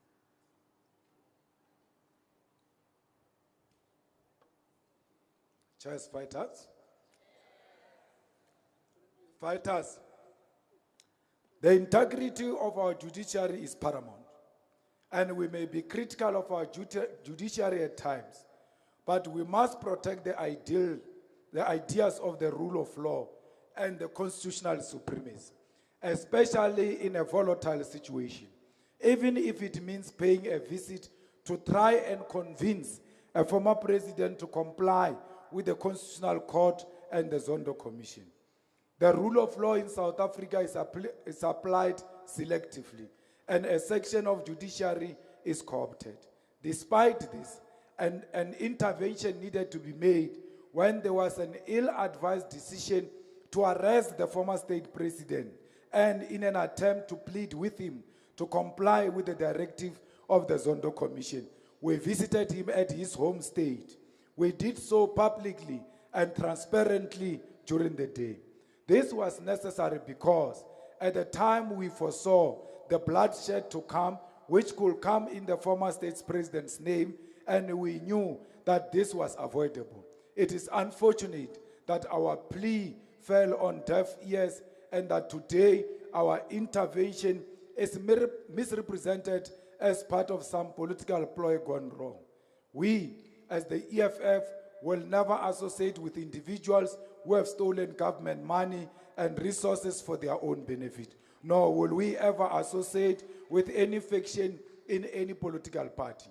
Our interest at the time was to protect innocent lives that will be lost, and for attempting to do this, we regret nothing, because we did it out of love for the people, for our people and the nation of South Africa.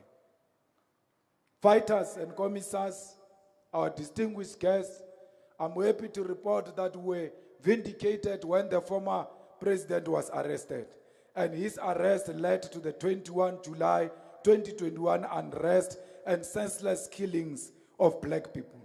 Had our intervention succeeded, the tragic loss of black life massacred in Phoenix and other parts of KwaZulu-Natal could have been prevented.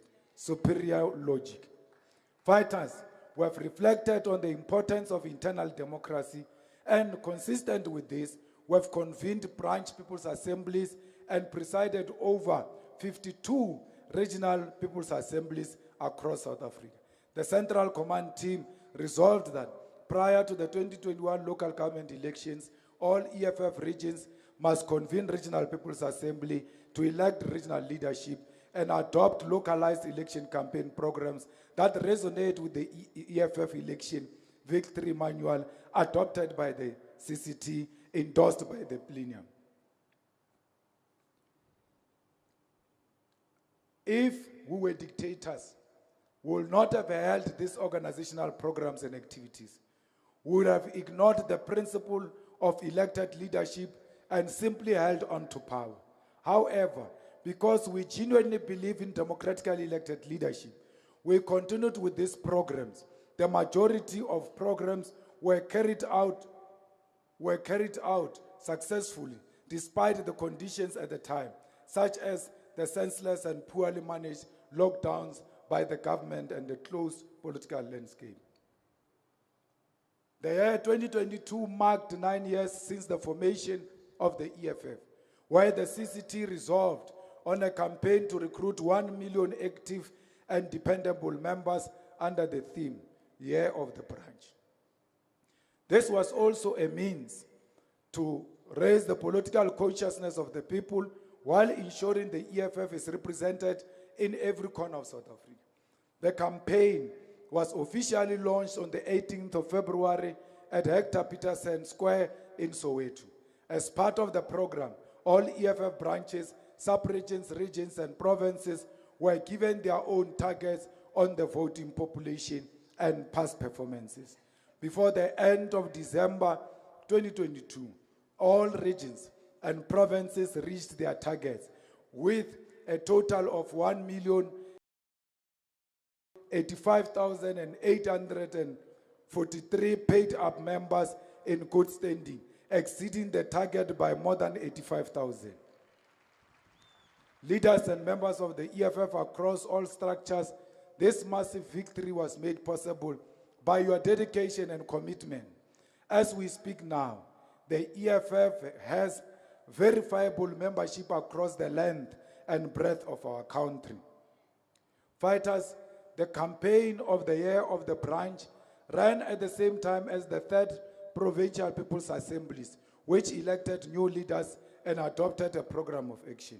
Following the electoral decline of votes and seats in Limpopo, the CCT resolved to disband the Limpopo Provincial Command Team, all regional command team, and branch command teams to rebuild all constitutional structures and recruit members towards the Provincial People's Assembly. On the 24th of January, we convened an 2022.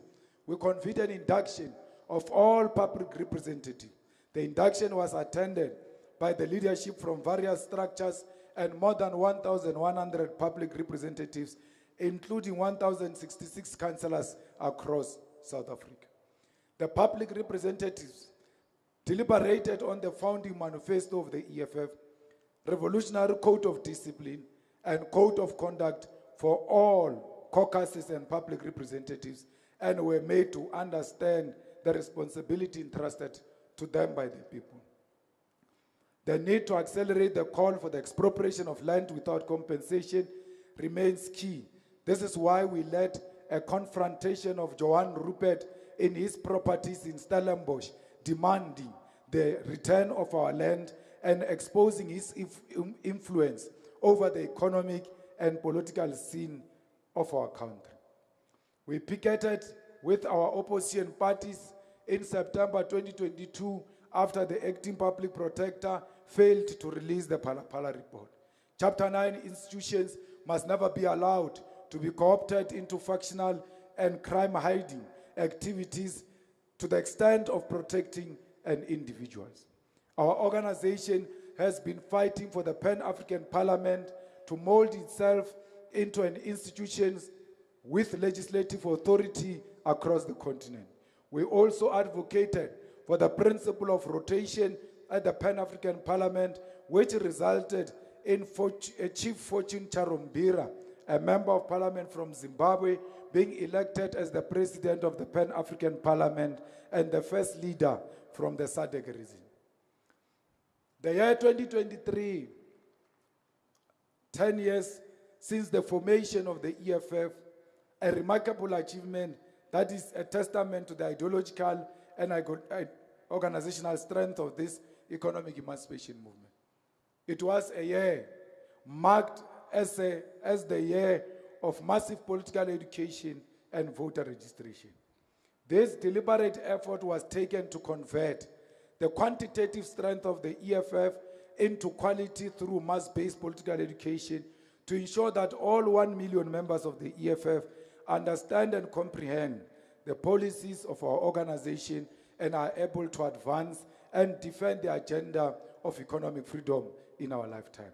We also understood that the electoral victory of the EFF, as well as the integrity and the sustainability of the democratic project in South Africa, is dependent on the elimination of voter apathy. Moreover, it was now the time for our organization to create its own voter population ahead of the 2024 national and provincial government elections. The launch of the mass voter registration campaign took place in April 2023 at Diepsloot, an area with the highest number of unregistered eligible voters. We started the year with a decisive victory in the by-election in Ward 10 in Polokwane, Limpopo. The victory in Ward 10, coupled with a remarkable increase in votes for the EFF in Ward 17 in Bloberg Municipality. Limpopo from 302, Ward 17 in Bloberg Municipality in Limpopo, from 302 votes to 953, further painted the promising picture of the rebuilding process in Limpopo. Over the past 10 years, the organization has exceptionally grown, reaching a stage where we are ready to govern. One of the ways this was demonstrated was through the Andries Tatana cleanup campaign, launched in February 2023. This campaign was named after a fearless community activist who was brutally killed by the ruling party for protesting and demanding water, electricity, sanitation, and service delivery in Vicksburg Free State in April 2011. As a revolutionary and responsible movement of the people of South Africa, we engaged in the following activities. After the revelation of millions of dollars stuffed at Palapala farm, we wrote questions to Cyril Ramaphosa in Parliament, requesting him to explain the source of the money and to disclose any other millions hidden in his property. We further sought to hold Ramaphosa accountable for presiding over the collapse of South Africa during the State of the Nation address in February 2023. We engaged the South African Reserve Bank, the South African Revenue Services, the financial intelligence, and all relevant structures, demanding that Ramaphosa be held accountable. Our organization approached the courts of South Africa to compel Parliament to conduct a thorough and transparent investigation into all the crimes committed by Cyril Ramaphosa, with the aim of building a solid case for impeachment. We also approached political parties in Parliament to engage in motion of no confidence against Cyril Ramaphosa as President of South Africa. An independent panel led by former Constitutional Court Chief Justice Sandile Ngcobo, appointed by the Speaker of the National Assembly, found that the President had a case to answer. When the National Assembly resolved to ignore the independent panel report and its finding, we approached the Constitutional Court to challenge this decision as irrational and abdication of its constitutional obligation to hold the President accountable. The matter was heard by the Constitutional Court last month, and the judgment is reserved.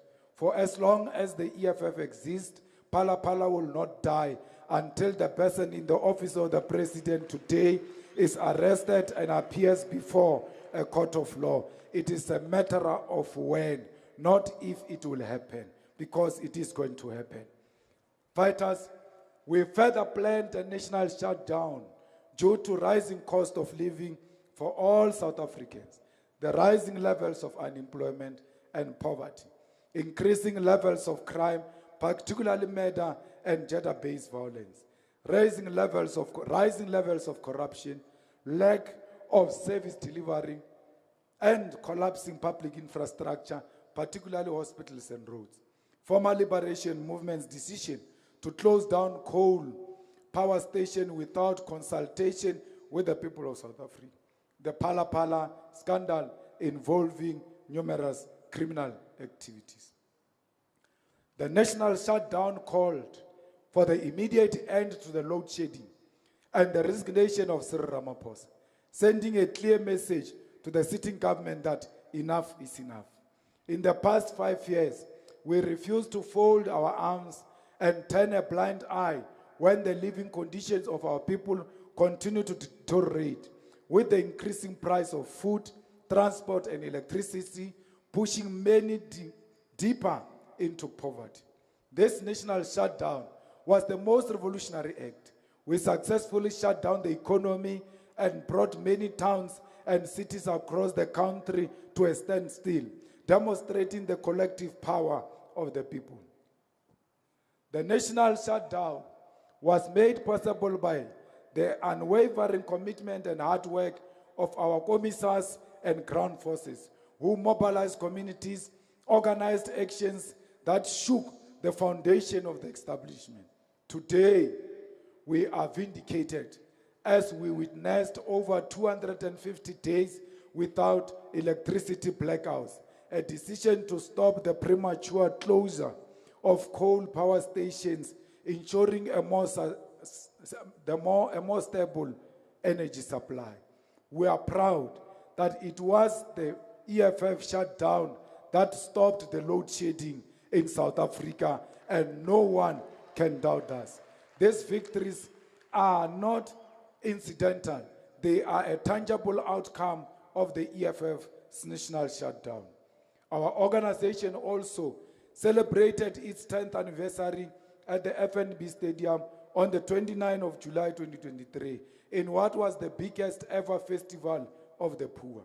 Thousands flocked to the stadium, and society bore witness to a celebration that re-energized our movement towards the liberation of Africans from the chains of humiliation, landlessness, and oppression under the theme, 10 years of unbroken struggle. This led up to the Festival of the Poor, included celebratory events such as visits to old age homes, orphanages, disability centers, the traveling play titled Luruo that was viewed across all 9 provinces, the 10th anniversary exhibition, the launch of the 5th Jazz Hour album, the commemorative walk, EFF Carnival, and public lecture, the 10th anniversary celebration, birthday celebration in Marikana, the gala dinner, and the diplomatic breakfast. It must be noted that no other political party has dared to attempt what we achieved at the FNB Stadium. We extend our gratitude to all councillors and public representatives who demonstrated unwavering discipline and adhered to the directive of the leadership by bringing buses filled with ground forces to the FNB Stadium. It is their collective commitment, dedication, and tireless efforts that made this historic gathering possible, showcasing the strength and unity of our revolutionary movement. Comrade fighters,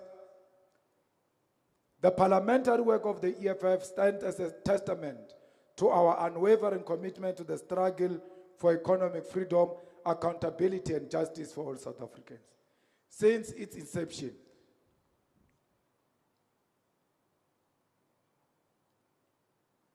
the unwavering commitment to the struggle for economic freedom, accountability, and justice for all South Africans.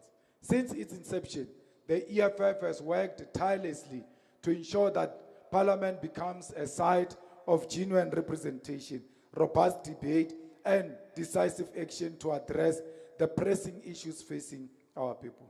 Between 2019 and the present, the EFF has demonstrated its position as the qualitative official opposition, even when not numerically dominant.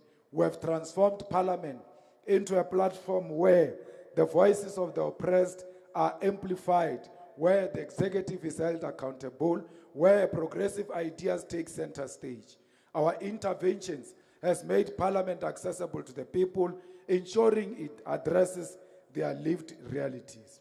While the former liberation movement abused its majority to block progressive reforms, the EFF consistently pushed for legislation that reflects aspirations of the people. We spearheaded efforts to amend Section 25 of the Constitution to allow the expropriation of land without compensation, a cornerstone of the economic emancipation struggle. Despite reactionary neoliberal forces hijacking the process by diluting the proposed amendment, the EFF maintained its principled stance, rejecting any compromise that fell short of full state custodianship of the land. Governance has been at a critical focus of the EFF's parliamentary work through its elected representative in parliament, provincial legislatures, and municipal councils. The EFF has conducted rigorous oversight on the executive, ensuring that the interests of the people remain paramount. During the global COVID-19 pandemic, when governance structures were disrupted, the EFF adopted to ensure that oversight continues unabated. Our members of parliament secured special permits to conduct inspections on public health facilities, exposing government's failures in managing the crisis. We demanded accountability for the widespread corruption in COVID-19 procurement processes, ensuring that the looters of public funds were brought to public scrutiny. The EFF introduced and supported progressive legislation that seeks to transform the socio-economic landscape of South Africa. Key amongst this is the National Health Amendment Bill, aimed at ensuring clinics remain open 24 hours a day, improved access to healthcare. While the bill was rejected by the liberation movement with an excuse of fiscal constraints, the discussions about 24-hour clinics found expression in the highest legislative office in the country. Other legislative initiatives have included the South African Reserve Bank Amendment Bill, which seeks to nationalize the central bank, and the Student Cancellation Bill, aimed at the financial burden of young people, though met with resistance. This effort underscores the EFF's commitment to putting the needs of the people above neoliberal austerity measures. The EFF has been unrelenting in exposing corruption and mismanagement at the highest level of government, from the Pala Farm scandal implicating the person in the office of the president to the maladministration in parliament itself. The EFF held those in power accountable. When the Speaker of the National Assembly was implicated in corruption, the EFF led the calls for her resignation, vindicated when charges were eventually laid against her. Fellow fighters, our parliamentary work has also confronted the systematic failure of the justice system, the collapse of state-owned entities, and the neglect of public infrastructure. We have consistently called for the reopening of Komati Power Station and demanded the funding for the maintenance of Eskom's fleet, exposing the sabotage of state-owned enterprises to advance private sector interests. The EFF has defended the Constitution from attacks by reactionary forces seeking to undermine the democratic gains made since 1994. We have opposed attempts to weaken parliamentary processes, including the decision to relocate parliament to inadequate facilities following the fire in 2022. Our call for the relocation of parliament to Tshwane remains rooted in the principle of aligning legislative and administrative functions for greater efficiency. The EFF parliamentary work extends beyond the confines of legislatures. Through public hearings, submissions, and direct engagements with communities, the EFF has ensured that the voices of the marginalized are heard. We have mobilized support for the Basic Educational Law Amendment Bill, Bella Bill, fighting against those who seek to use language as a barrier to access state-funded schools. Similarly, our engagements with artists, creative, and legal experts on the Copyright Amendment Bill has positioned the EFF as a defender of cultural and intellectual rights. Delegates and the people of South Africa, The last time we addressed a gathering of this nature in 2019, we made an honest and objective assessment. The EFF had not built adequate internal capacity to win municipal ward-based elections. We raised this as a huge challenge because municipal elections are partially ward-based. We acknowledged that we needed to build capacity to win wards in order to win municipalities. South Africa's 5th municipal elections, held on the 1st of November 2021, were the movement's 2nd municipal elections. Despite our honest and objective assessment in 2019 about the need to build adequate internal capacity, the 2021 municipal election took place under trying and difficult circumstances. While South Africa, Africa and the world were contending with the COVID-19 pandemic, unimaginable loss of life, disruptive livelihoods, and an economic crisis, we had to contend with municipal elections. Fellow fighters, soon after this second Central Command team was elected in December 2019, starting on the 26th of March 2020, no more than 3 months later, the country went into lockdown, entering alert level 5. This was the most stringent level of the national lockdown, meaning that all political party activities were prohibited. We had to close our offices, cancel all activities, mobilize programs, and adapt to unprecedented reality. This was our reality for the most of 2020 and 2021, as the government implemented different levels of lockdown. We spent much of this time attending funerals of loved ones, friends, fighters, while still having to think about elections. It was under these conditions that we had to plan for the 2021 municipal election. The first election date was announced in April 2021, and we're told that election will take place on the 27th of October 2021. However, the COVID-19 pandemic proved to be unpredictable, which led to the change in the date of the elections. Eventually, the government announced in September 2021 that election will take place on the 1st of November 2021. This effectively meant that the Central Command team, without any meaningful interaction with structures of the organization or members, had no more than 41 days to establish election structures. Commissars and fighters, we remind you of this important background because it is this very context, together with our honest and objective assessment about the absence of internal capacity to win municipal wards, that we must keep in our minds to understand and assess the performance of our organization in 2021 municipal elections. We relied on the spirits, commitment, and dedication of fighters and ground forces, as well as the experience of the 2014-2019 national and provincial election and the 2016 municipal elections to contest against 324 political parties, including independent candidates, for more than 10,000 municipal seats across all 257 municipalities. We contested all 4,468 municipal wards and received more than 3.2 million votes. Not only did we maintain our 2016 electoral support, but more importantly, we increased it. It was these votes that gave us a total of 1,066 municipal council seats, increasing the organization seats increasing organizational seats by 240.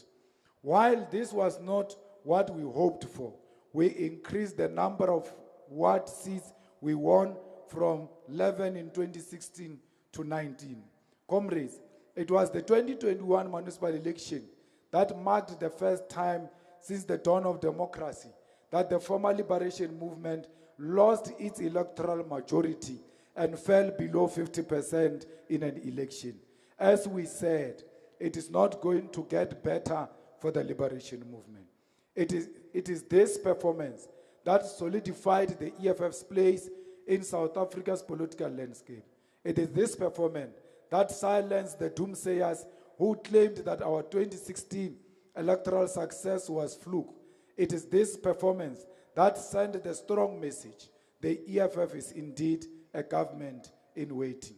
Fellow fighters, it is this performance that solidified the EFF as a national party, not a tribalistic party or a cultural group, not a regionalistic party confined to one province, not a racist party serving the interest of white people, not a sexist, patriarchal party dominated by men at leadership level.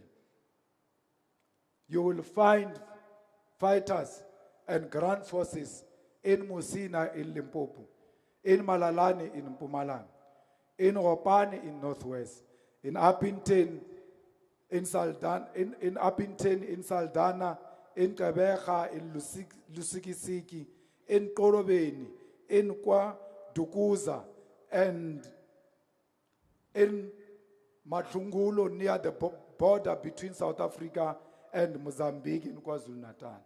Comrades, we were amongst the first political party to thank the people of South Africa who voted in the 2021 municipal elections. We were the first political party to welcome the election result as an expression of the wishes and will of the people, a testament to our maturing democracy. We were the first political party to acknowledge that the 2021 municipal elections were not perfect, understanding that it was impossible to have a perfect election organized within such a short space of time. We were also the first political party to call on all political parties to put their ideological and political differences aside and prioritize the delivery of services to our people. We called on all political parties to prioritize delivery of clean, drinkable and dependable water, proper sanitation, and reliable electricity. We called on all political parties to sign a pact committing that within the next 5 years, no home or school in South Africa will lack proper sanitation. We made it clear that we are willing to listen and engage with everyone as long as the priority remains our people and restoring their dignity. We made it very clear that we will not compromise on coalitions for positions of power's sake. We said we were willing and prepared to vote for anyone who's committed to giving the people of Hammanskraal water within the first 6 months. We said we were willing and prepared to vote for anyone who had a clear program of action with specific timelines and measurable deliverables. And we said that should any political party not agree with us, we were happy to sit on the opposition benches. We did this because we refused to impose ourselves on the people of South Africa. We accepted that only when our people are ready to embrace our radical policies, we will take full control of these municipalities.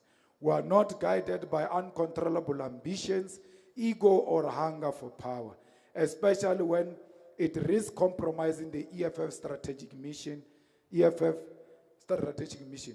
After the 2021 municipal elections, we played a meaningful role in governance in the province of KwaZulu-Natal, taking strategic positions as deputy mayors in municipalities such as Umtlatuze, Utukela, Umtubatua, Nongoma, Amajuba, Denhauser, Mapumulo, and Zululand.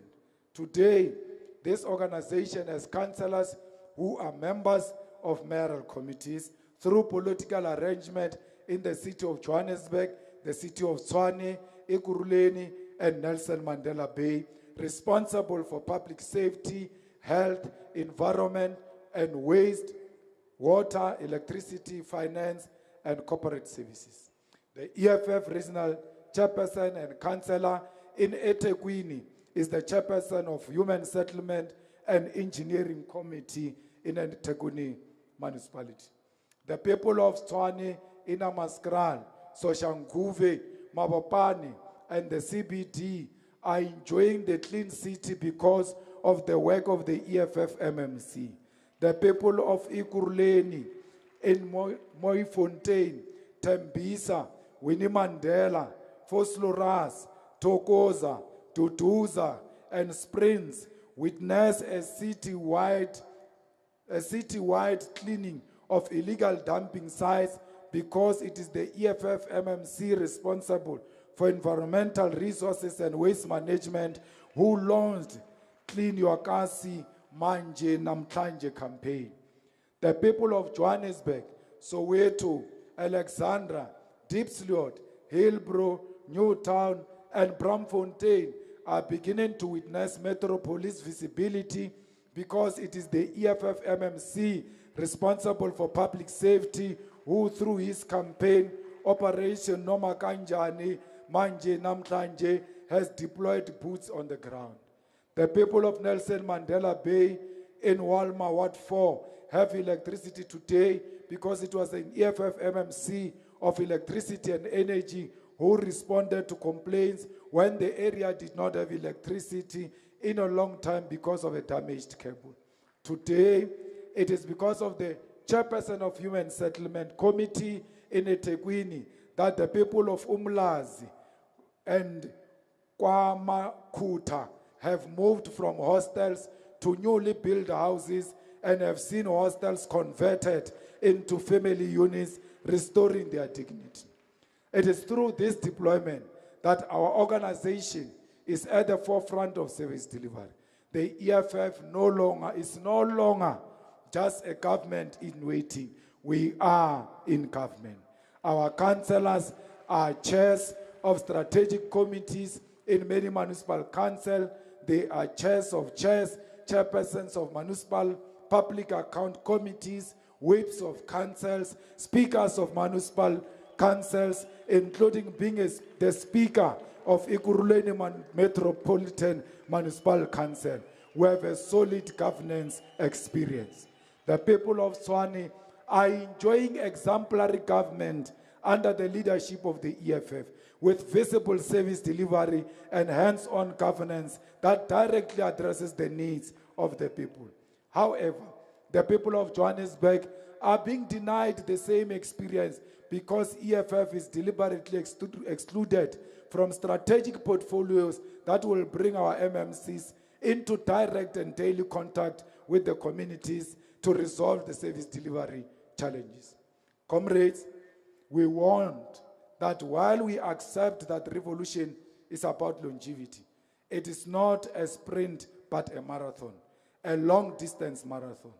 There will be an intensive campaign by the white establishment to prevent the EFF from ascending to state power.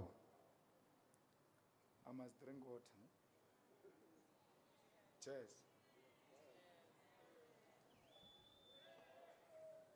Cheers.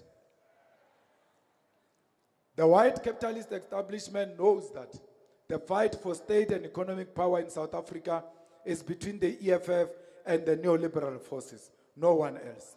When it became clear that the former liberation movement was going to lose its majority electoral support in the national elections, the white capitalist establishment came out of the shadows and began attacking the EFF both directly and indirectly. In the 2024 general elections marked the first time that the descendants of white supremacists and mining conglomerates, alongside billionaires who amassed their wealth through poorly regulated and exploitative online gambling that preys on the poverty of our people, came out from the background and shadows. These forces included the Stellenbosch mafias, openly donated millions to neoliberal forces and political startups. These startups were deliberately designed to divide black votes as part of a calculated strategy to block the EFF from going to government. Their action exposed a coordinated effort to undermine a revolutionary movement and maintain the status quo of economic and political power in the hands of privileged elite.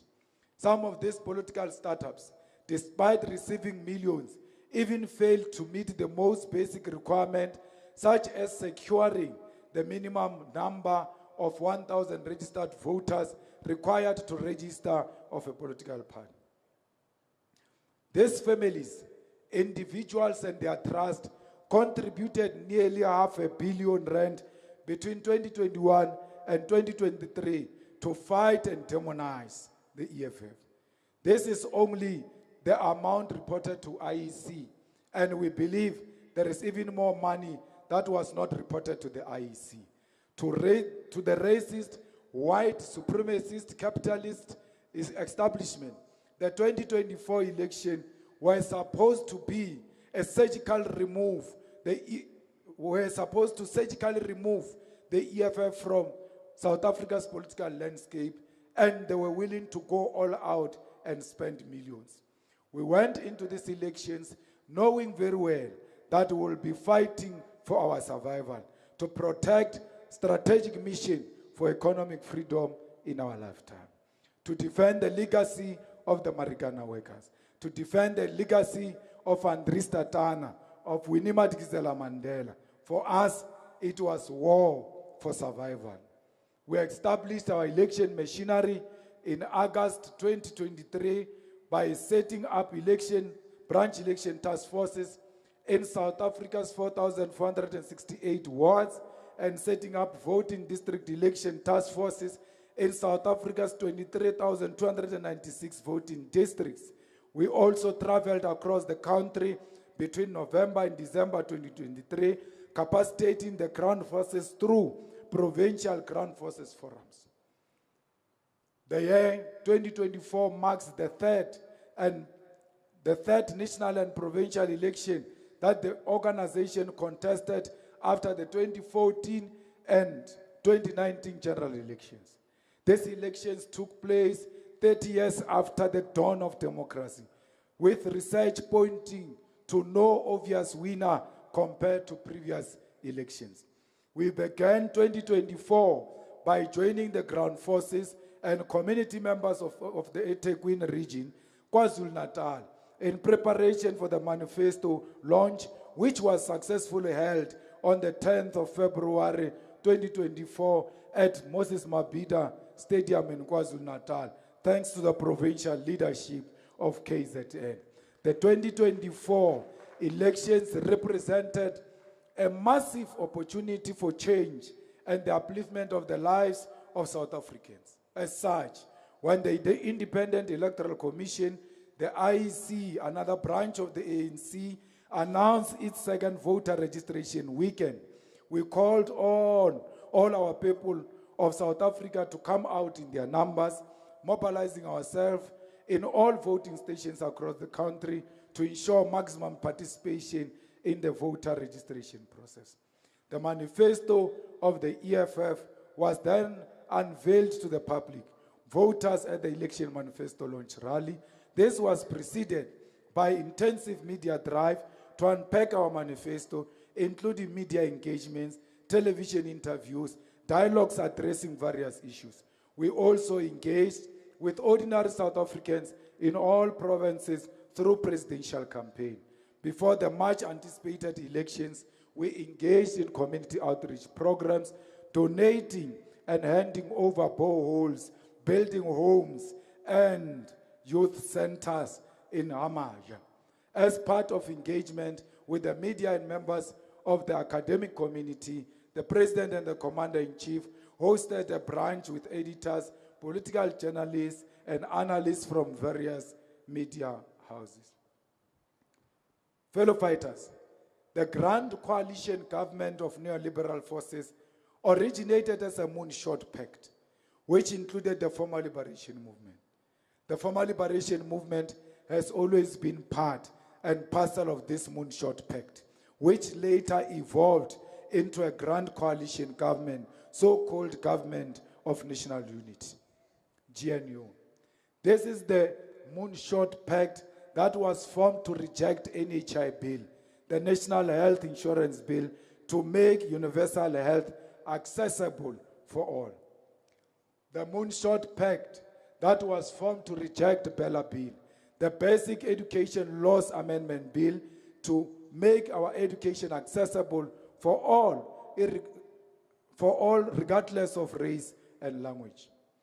Moonshot Pact that was formed to oppose the creation of state-owned bank and sovereign wealth fund to transform the financial sector. The Moonshot Pact that was formed to fight progressive labor legislation in favor of exploitative labor laws. They want to hire and dismiss workers as they wish without being held accountable. This same Moonshot Pact was formed to fast-track the privatization of electricity generation and transmission, as well as the treatment of water and sanitation. In this Moonshot Pact, that was converted into a grand coalition government of neoliberal forces, the former liberation movement has always been part of this arrangement.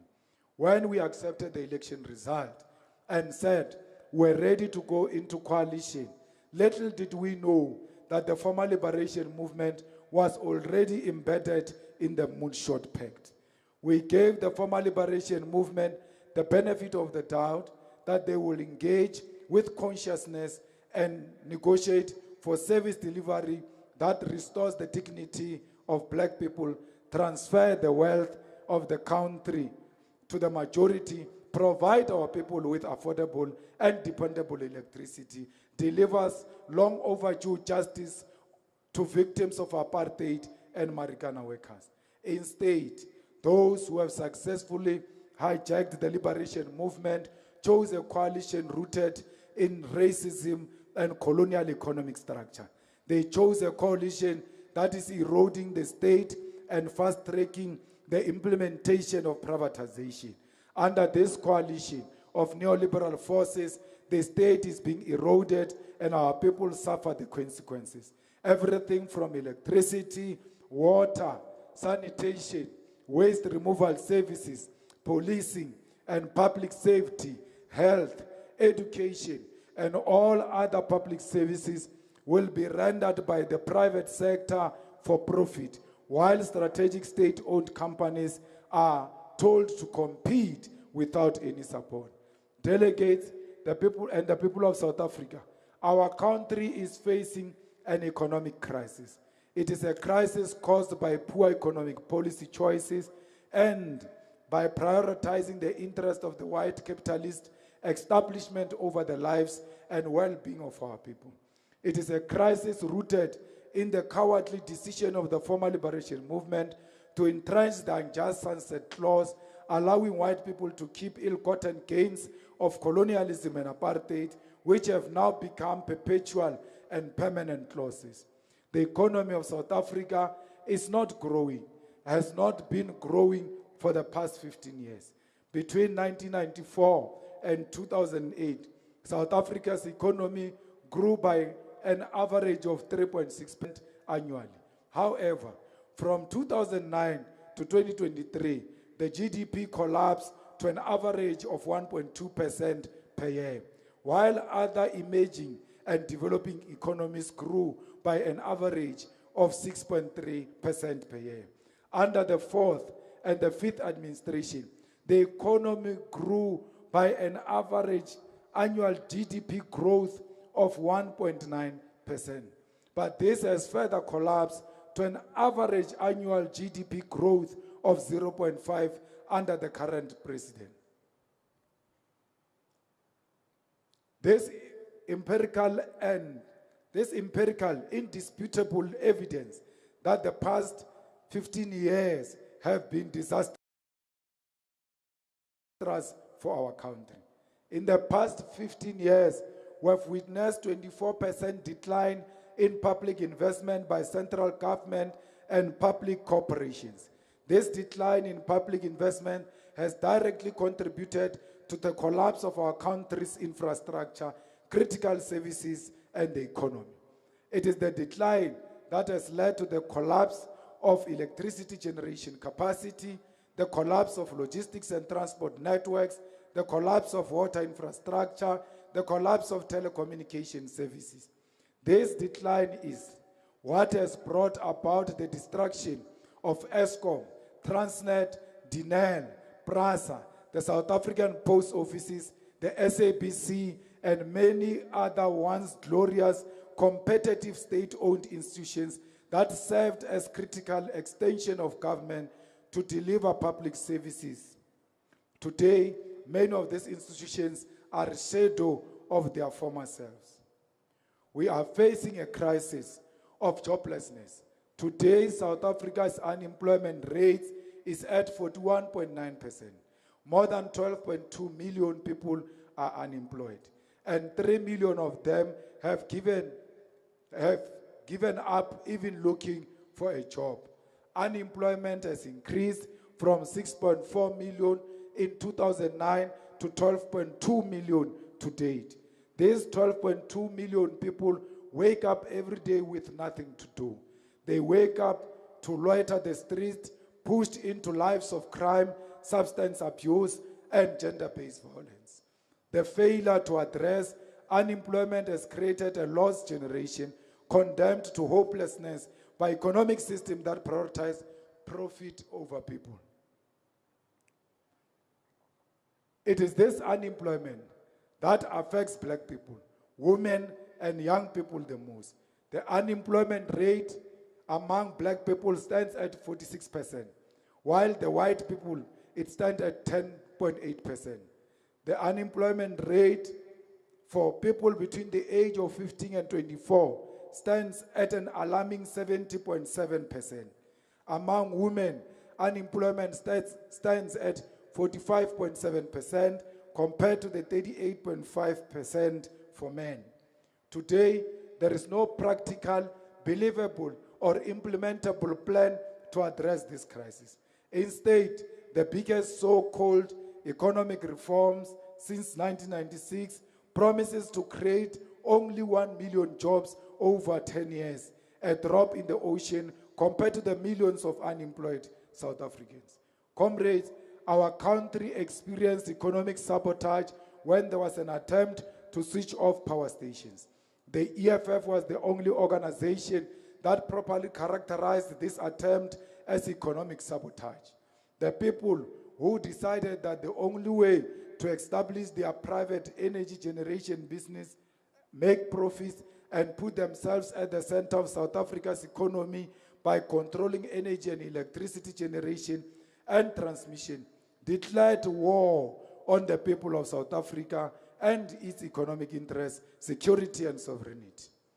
When the former incompetent and racist CEO of Eskom appointed more for color of his skin than his capacity, said in 2021 that South Africa will face power cuts for another 5 years. It was the clearest indication that a war was being waged against South African economy. The intention was clear: collapse Eskom, sabotage state-owned energy and generation capacity, refuse to maintain the current coal power fleet, close power station under the pretense of their lifespan ending, and then, when the nation is desperate for blackout and Eskom's failure, bring in the private sector as the savior. This is the modus operandi everywhere, where the parasitic capitalist establishment inserts itself into economic areas dominated by state-owned entities. Today, we are told that load shedding has cost South Africa 35 billion over 12 years between 2007 and 2019. Millions of jobs were lost because of load shedding. We were the only organization that spoke openly about the parasitic nature of renewable energy, independent power producers, and the power purchase agreement that forced Eskom to buy electricity from cronies of the person in the office of the presidency at prices far higher than what it will cost Eskom to produce the same electricity. We called on the cancellation of all power purchase agreement with renewable energy independent power producers. Our logic was so superior that even the former Minister of Public Enterprise and Minister of Mineral Resources agreed that these contracts need to be cancelled. We were the only organization that spoke openly about the appointment of the racist who failed to manage a plastic packaging company, yet was appointed to run a complex and sensitive power utility without engineering or generation experience. We were the only organization in Parliament, when it was not fashionable, to join workers in Komati to reject the premature closure of Komati Power Station and to demand its reopening. The criminals in charge of ESCOM waging economic war against the country were allowed to unplug 1,000 megawatts without providing a plan. We consistently called for adequate funding for maintaining ESCOM's fleet when National Treasury waged a war against ESCOM by refusing to allocate funds for maintenance.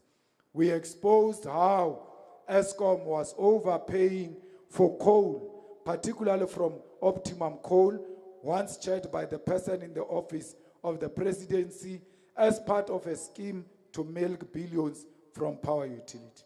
We are happy that the current management at ESCOM, led by an engineer, has begun to turn the institution around. While we remain concerned about the overall direction of energy policy in South Africa, we are pleased that there is now an agreement to stop switching off coal power stations and to continue maximally utilizing our coal resources. Those who took money in the name of the just transition will one day have to explain their actions and possibly stand trial for crimes against South Africa's economy. We call on a commission of inquiry into the load shedding that our people were subjected to for more than a decade while people were stealing money by burning oil and benefiting from IPPs. We need to know who the culprits were behind the economic sabotage. South Africa needs a state-led and state-owned energy policy that will expand ESCOM's generation capacity, reverse privatization of ESCOM, invest in building additional coal power stations. We must increase the energy mix by building nuclear power stations and investing in renewable energy. ESCOM must be given a new lease of life. The Public Investment Corporation must take over ESCOM's debt in exchange for partial ownership, among other measures. This will require decisive intervention to reverse the counter-revolutionary decision to privatize electricity generation and transmission. If we allow privatization of electricity, our people will not afford it. Even today, electricity is unaffordable for many, including middle-class families. Fellow fighters, our public transport infrastructure and logistics network have collapsed. This is why our highways are congested with trucks.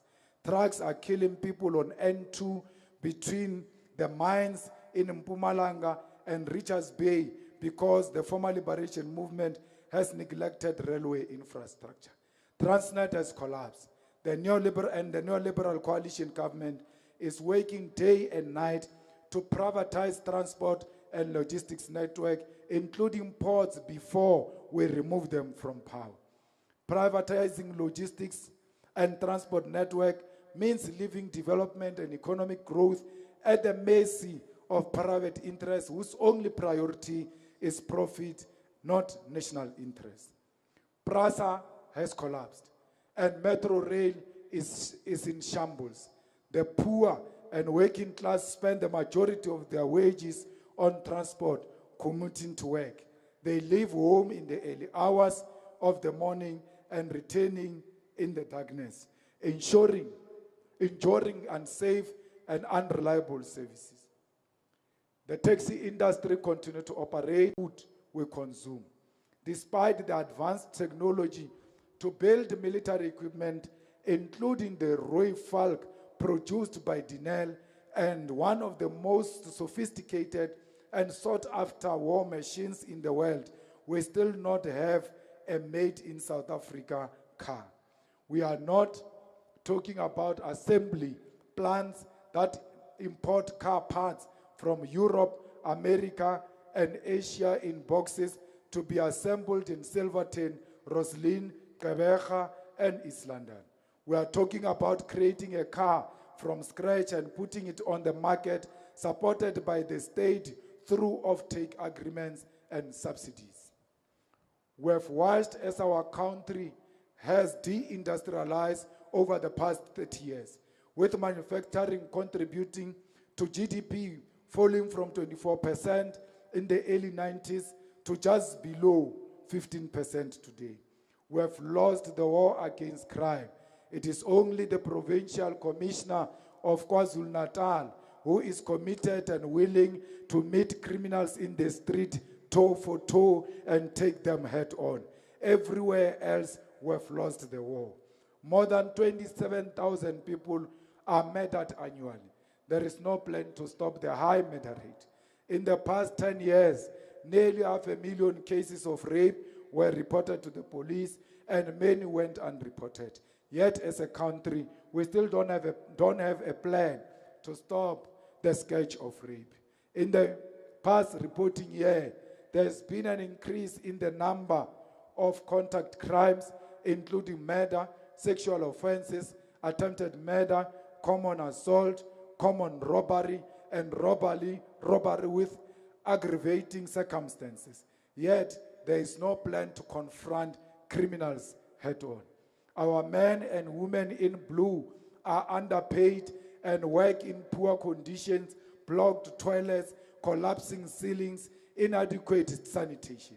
They lack political support and the necessary infrastructure, yet they are expected to fight crime effectively. The former liberation movement has deliberately neglected our defense capacity. The former Minister of the Defense told Parliament last year that we must decide as a country whether we want defense capabilities or not, because at the current funding level, South Africa's defense forces exist only on paper. Our courts and justice system are broken. Access to justice depends on money. We still have judiciary that remains untransformed, rooted in racism and colonial structures. Those without money, in particular black people, are victims of unjust systems. Judges and magistrates are working under very difficult conditions. Many are depressed, yet are expected to deliver justice. The NPA has lost all its legitimacy. It is clear that the incompetent national director was appointed for factional reasons and to serve a specific agenda. She has failed to turn the institution around and instead worsened its state. Over the past 5 years, we have been subjected to senseless and questionable decisions, the appointment of more incompetent individuals and blatant attempts to hand over the NPA to the control of white capitalist interests. This institution, once a pillar of justice, has become a shadow of its former self. There is also a growing crisis of abandoned mines in Gauteng, Mpumalanga, and Northwest. The mining companies responsible for rehabilitating the land after extraction have been allowed to escape accountability. As a result, the failure of government oversight has paved the way for unregulated artisanal mining and criminal syndicate to exploit the gap. Communities are suffering, people are dying in sinkholes, illegal mine shafts, and the government's response, sanctioned by cabinet, is to forcefully smoke them out instead of addressing the root causes of the problem and arrest culprits who are part of a wider network of criminal syndicate selling these minerals in the black market. The senseless killing of women and children has become a pandemic. Weak men, emboldened by lack of consequences, are targeting the most vulnerable, waging a war against women and children. Women are subjected to extortion, forced to leave money on their windows to avoid being raped at night. Despite the promises made by the individual occupying the office of the president, nothing tangible has been achieved. Empty promises and useless consultative meetings have done nothing to stop the daily murder of women and children. Police stations are ill-equipped to handle gender-based violent cases, lacking dedicated and safe spaces for victims to report crimes. To this day, there is still no mechanism for victims of GBV to report crimes from a comfort and safety of their homes. South Africa's justice system, law enforcement, and governance have failed to protect the people, women and children in particular. Instead of a coordinated and effective response, we are met with a silence, inaction, and misplaced priorities because of weak political leadership. The Department of Home Affairs, together with Defense, is responsible for protecting our sovereign borders. But this is only in theory. In reality, people come and go as they please. There is no capacity to document everyone in South Africa. As a result, we have put our people in serious danger. Those seeking economic and political asylum are also endangered, and this lack of control promotes lawlessness. The public education continues to deteriorate. The government has neglected public education, forcing many black middle-class families into private schools, while white families continue to benefit from well-resourced former Model C schools funded by the state. These schools have libraries, sports facilities, laboratories, while schools in rural areas and townships remain overcrowded, poorly resourced, and stuck in conditions of 1994.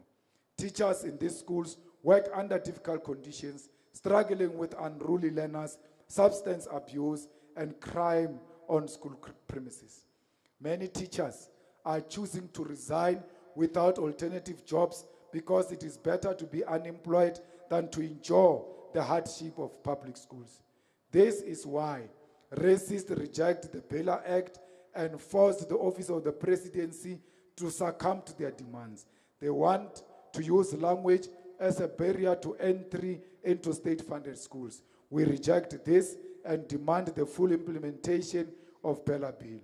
Despite the revolutionary fighting spirit of the fees must fall generation, we still do not have free higher education. Public health care has collapsed. Public hospitals have become places where our people go to die. Senior citizens prefer to stay at home when sick rather than go to hospitals because they know they are going to die. Clinics are underfunded, cannot operate 24 hours, and face general shortages of personnel and medication. Windows are broken, toilets don't work, patients are told to bring their own food, water, and linen when admitted. Instead of comprehensive primary health care, ensure that there is a clinic in every ward.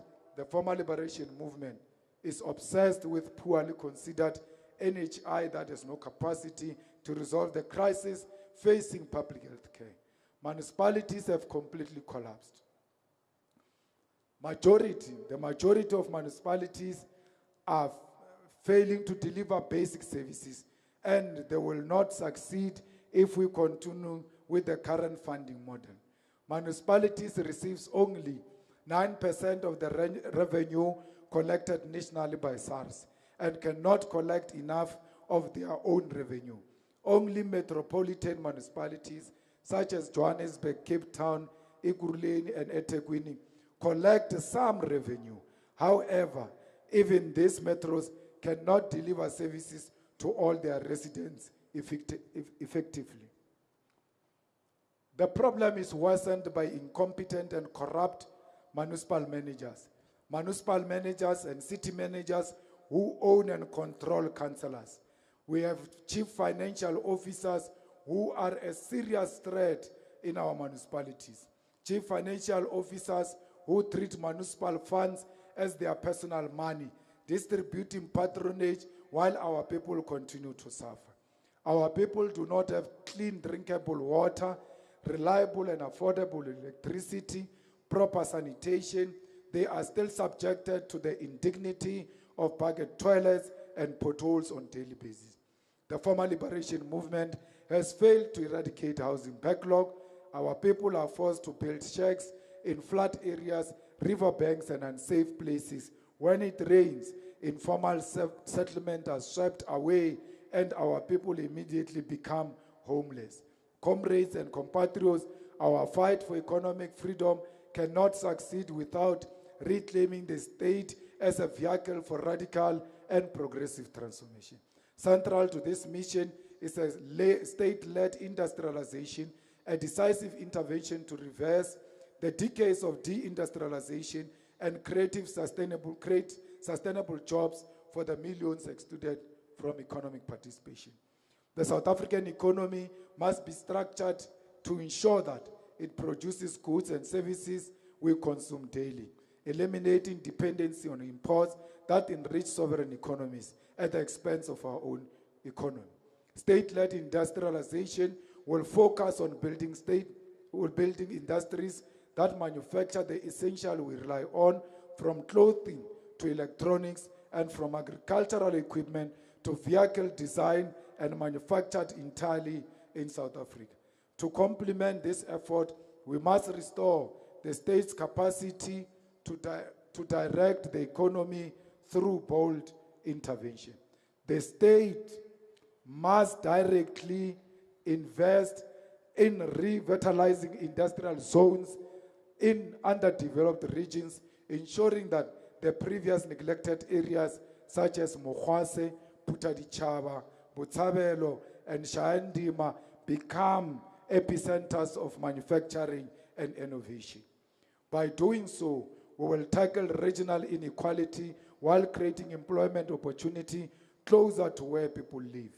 A progressive industrial strategy must be underpinned by research and development led by state-funded institutions. South Africa must become a leader in new industries such as green energy technologies, medical innovation, and advanced manufacturing. Our academic and technical institutions must partner with the state-owned enterprises to develop homegrown technologies that meet both local and global demand. We must also ensure that industrialization drives job creation for the most vulnerable. Labor-intensive industries such as textile, agro-processing, the assembly of renewable energy infrastructure must be a priority.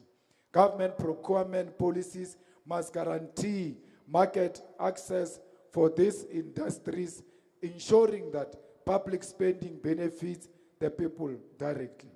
This agenda demands a robust state banking sector to finance industrial expansion. The establishment of a state bank will ensure that affordable loans are made available to emerging businesses and cooperative enterprises. Furthermore, the Public Investment Corporation must play a critical role in channeling resources towards long-term industrial development rather than speculative markets that do not serve the interest of the people. Comrades, reclaiming the state for industrialization is also about asserting national sovereignty. South Africa's vast natural resources must be used to build local industries. Our mineral wealth must no longer be exported as raw material, but processed domestically into high-value goods. This will not only create jobs, but also ensure that the wealth of our nation benefits its people. To achieve this, we must reverse privatization of key sectors, including energy, logistics, and telecommunication. Privatization has weakened our capacity to plan and build for the future. We must reclaim Eskom, Transnet, and other state-owned enterprises because they are at the center of state-led industrialization. Comrades, this is not just about building factories and infrastructure.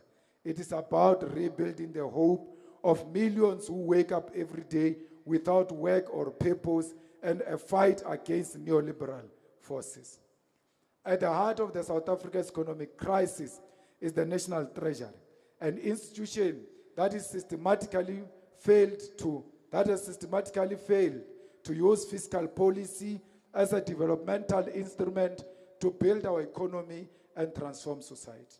While often praised as competent, the reality is that the National Treasury operates as a protector of neoliberal orthodoxy, advancing the interest of the white capitalist establishment at the expense of our people and our own development.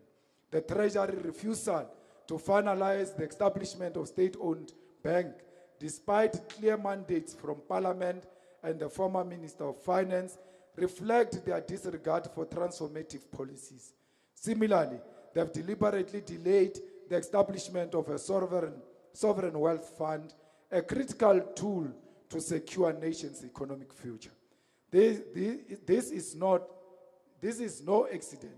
This is the result of a revolving door between the National Treasury, private bank, the Reserve Bank, and the Financial Sector Conduct Authority, where officials serve the interest of capital rather than the people.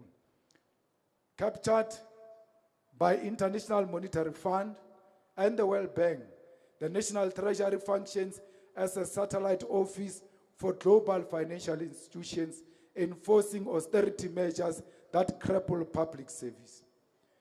Even when officials' contracts come to an end, they are often reappointed through the back door, ensuring continuity of neoliberal policies. It is this captured treasury that has resisted every attempt to expand the state-led industrialization, undermined public investment, and reinforced a broken economic model. It was the same National Treasury, together with the late former Minister of Public Enterprise, who wanted to sell South African Airways for 53 rand. First, they sabotaged it, allowed it to collapse, and come with their group of friends to loot the public asset.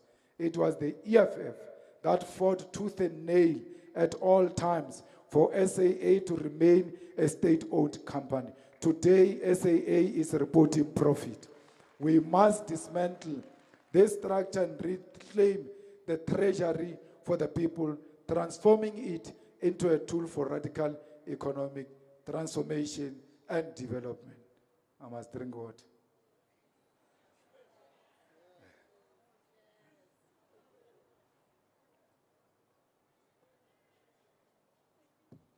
Chairs. Comrades, our intention is to form a progressive government with the current balance of forces.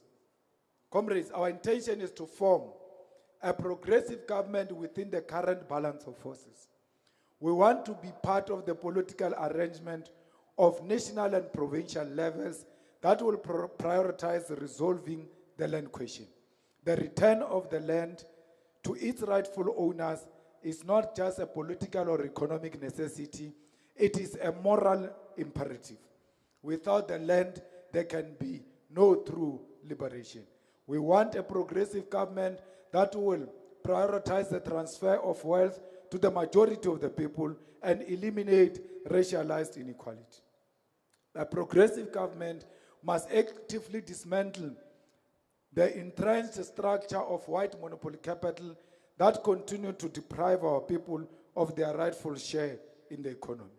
We want a progressive government that will champion state-led industrialization to revitalize industries in Mokgwase Northwest, Putadichaba and Botshabelo in Free State, Seshiwe and Shayandima in Limpopo, and all industrial sites in the old Transkei and Ciskei that were abandoned by the post-apartheid government. These industrial zones must once again become the hubs of economic activity, employing thousands of workers, producing goods that will reduce our reliance on imports. Through state-led industrialization, we will bring jobs and hope to more than 12 million unemployed people, pushed to the periphery of the society to life of crime, violence, and substance. We want a progressive government that will deliver free, quality, and decolonized higher education, ensuring that every young person in South Africa, regardless of their background, has the opportunity to develop their skills and contribute to the economy. Education is not a privilege, it is a right. And through education, we will arm our youth with the tools to break the cycle of poverty. We want a progressive government that will prioritize quality health care for all, with a focus on primary and preventative health care. Our people deserve a healthcare system that is well-resourced, accessible, and free from inequalities created by privatization. We want a progressive government that will deliver housing for all, repairing and upgrading water and sanitation infrastructure, and cleaning our cities and towns to restore the dignity of black people. It is unacceptable that millions of our black people still live in squalor without access to basic services. A progressive government must declare war on poverty and underdevelopment, ensuring that every South African has a roof over their head and clean drinkable water in their homes. We want to reclaim the state for progressive change to fight racist and colonial economic structure and defeat the neoliberal forces that have captured the state to serve private interests. We reject the idea that the public goods and services should be commodified and sold to the highest bidder. The state must serve the people, not profit. Comrades, a progressive government must also confront the scourge of poverty that continues to plague our society. South Africa is one of the most unequal countries in the world, and this inequality is not accidental, it is systematic. More than 8 million of our people live below the poverty line, unable to meet their basic needs. A progressive government must create jobs and opportunity for millions of unemployed people who have been excluded from the economy. Through state-led industrialization, infrastructure, development, and investment in key sectors such as agriculture, mining, manufacturing, and renewable energy, we can put our people back to work and create inclusive economy. Comrades, the progressive government we envision is one that will fundamentally change the structure of the South African economy, shifting it from extractive practices towards sustainable development that benefits the many, not the few. We will use the wealth of our land, our minerals, our soil, our industries to uplift our people, not enrich white capitalist establishment rooted in racism and colonial economic structure. We want a progressive government that owns and controls electricity generation, ensuring that power is accessible to all. Electricity is the lifeblood of economic activity, and no nation can claim sovereignty while relying on private companies or foreign entities for such a critical resource. A progressive government must reclaim control over railway lanes, ports, and harbors to ensure that the movements of goods and people serve national interests and not the profits of the monopolies. The telecommunication infrastructure must also be owned and controlled by the state, providing affordable and reliable connectivity to every South African, from the most remote rural area to urban centers, as a basic necessity for participation in the modern economy. We need a progressive government that will build bullet speed trains from Johannesburg to Musina, from Johannesburg to Durban, from Johannesburg to Cape Town to reduce the carnage on our roads. We need a progressive government that will invest in building robust defense capabilities, not for imperialist adventurers, but for human development, disaster response, and the protection of the national economic security. A state that cannot defend itself, its resources, or its critical infrastructure is a state at the mercy of Western imperialist powers, even on principle matters. We can collaborate with India to build telecommunication infrastructure. We must collaborate with China to build large roads and railway lanes, bullet trains, and rebuild our defense capabilities. These are our partners and allies, and we must partner with them. And we must limit this to a short period of operation and manage to short period of 20 to 30 years. Fellow fighters, we believe that there is a possibility that together with the progressive forces, we can still achieve a progressive government. Comrades, one of our major challenges we still face is that since we exist as an enemy of capitalist establishment, we remain confronted with reluctance to fund us for fear of victimization. This situation is made worse by the advent of the political party funding, which requires those who donate to political parties above a particular threshold to be declared publicly. In a context where you can be denied opportunity by the ruling elites based on your political association, the EFF as an anti-capitalist movement continue to face challenges with funding. This, however, should reaffirm all of us, comrades, that we are indeed a reliable vehicle of anti-imperialist and for the democratization of our economy, because the enemy has for so long tried to undermine us by denying us funding by any means necessary. The EFF has over the past 5 years thrived through these conditions and managed to sustain its own offices, its own staff, and its own programs, including outreach initiatives such as pilot programs, building boreholes, and homes for the needy in the face of an onslaught from capital. We must, however, in this assembly, make a meaningful reflection on how we intend to finance the revolution up until the branch level. A leader, whether in central command or branch command team, must be an all-rounder, and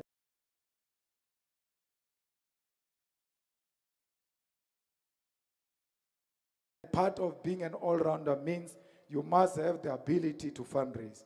To fundraise does not mean you must be corrupt, but you must selflessly identify those who are aligned with the EFF in society and urge them to fund the revolution. And you must never use the name of the EFF to fundraise for your own personal gain. For utmost important is establishing a sustainable financing model for the EFF at this assembly in a manner that will not compromise integrity and image of the EFF. We will therefore be paying closer attention to this resolution of the Commission, which will be dealing with financing the revolution.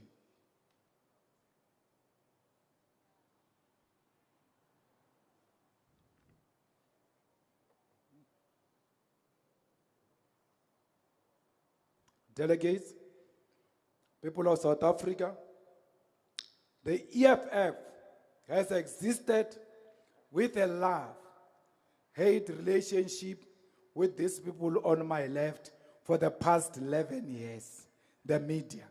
And this has not changed. But we must express, what we must express is that we've maintained a healthy relationship with the media and been critical when it is necessary. It is an accepted ideological and political fact that certain interests within the capitalist establishment own and control the media and exist to undermine progressive organization and the ideas which the EFF represent. The past 5 years, especially in the lead up to the elections, we witnessed how the media began to interact with the ideas of the EFF in a negative manner. The establishment moved away from targeting individuals and smear campaigns in the EFF and fought the EFF directly by trying to discredit the ideas we represent. Comrades, it is therefore became important that we as the EFF and as a revolutionary movement establish our own propaganda machinery. Media spaces become saturated with bias, and the media space in general develops while traditional media houses dwindle into insignificance. The EFF has managed this terrain very well. There is no political party that can be compared to the EFF when it comes to its running of publicity, its own publicity. And many of those who have made it their mission to fight us have been so focused on the EFF that the media space has left them behind. A digital media is orchestrating the collapse of traditional media platforms such as newspapers and broadcast television. Comrade delegates, the city press which said the EFF is going to die is itself dying tomorrow. Tomorrow they will be publishing their last newspaper when the EFF will be growing bigger and better. It is the biasness and capture of the traditional media platforms that has led to consumers progressively ditching newspapers, formats, and television news outlets for new forms of media such as podcasting, streaming, digital means of consuming the news such as social media, where the truth is spoken unfiltered. The EFF must continue to keep up with media trends and avoid dying along with the traditional media platforms because of their legacy or their brands. As a movement of the future, we must begin to develop and craft discourse in an innovative manner and not die with the fossils who control traditional media platforms. In the past elections, we have witnessed how aggressive the media was and how it was complicit in finishing the EFF and its leadership. These elections are a demonstration of the capture of the mainstream media, and as a result, we must intensify our internal communications machinery, and each and every one of us bear the responsibility of defending the movement both in private, in public, and particularly on social media from all enemy forces. Fighters, the tectonic plates of the global balance of forces are shifting. The escalation and aggression we see today from the United States and its Western allies against the Russian Federation has reached levels where we have not seen the defeat of the Axis powers which were led by Nazi Germany during the Second World War.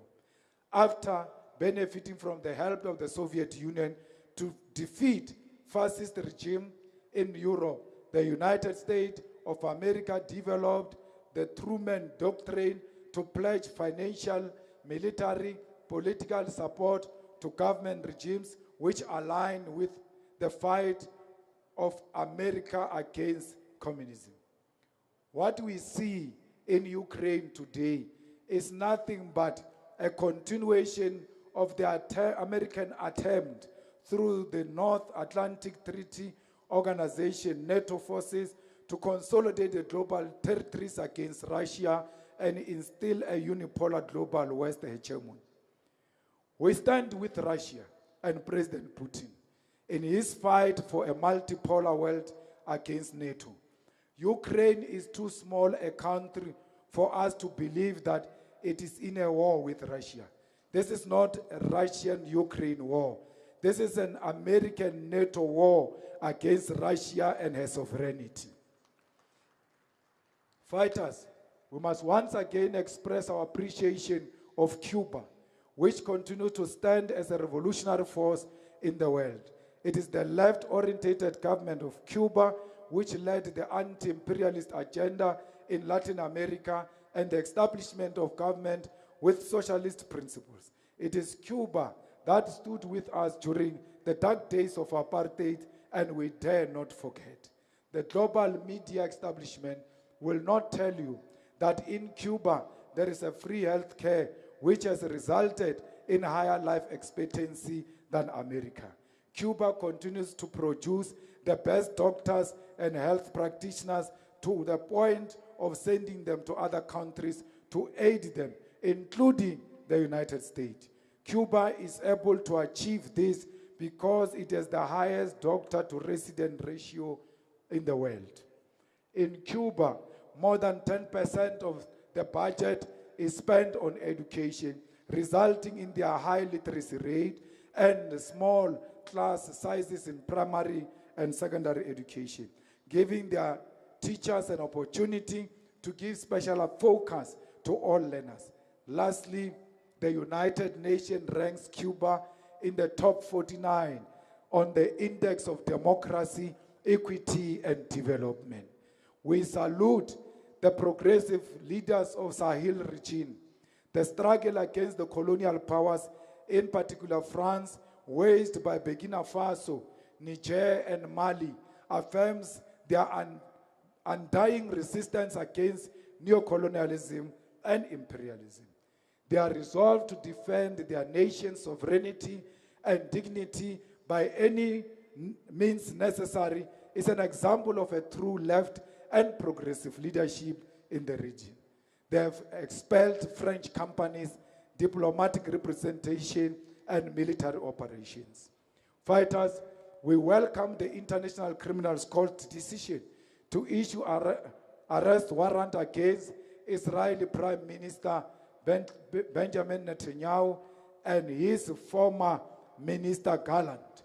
The two are responsible for crimes against humanity committed against the Palestinian people in Gaza Strip, using starvation as a form of warfare, murder, persecution, the intentional targeting of civilian population, and genocide. South Africa, as a signatory to the Roman Statutes and participant in International Criminal Court, has a legal obligation to arrest Benjamin Netanyahu without bias. We will not stop standing with the people of Palestine against the tyranny of the genocidal Zionist state of Israel. We reaffirm our commitment to human rights and self-determination of the people of Palestine and Sahrawi Republic. Fighters, on 1st December 2024, South Africa assumed the presidency of Group of 20 under the theme Solidarity, Equality, and Sustainability. The G20 is an intergovernmental economic forum comprising 19 countries and 2 regional unions, the European Union and African Union. G20 countries account for almost 2/3 of the global population.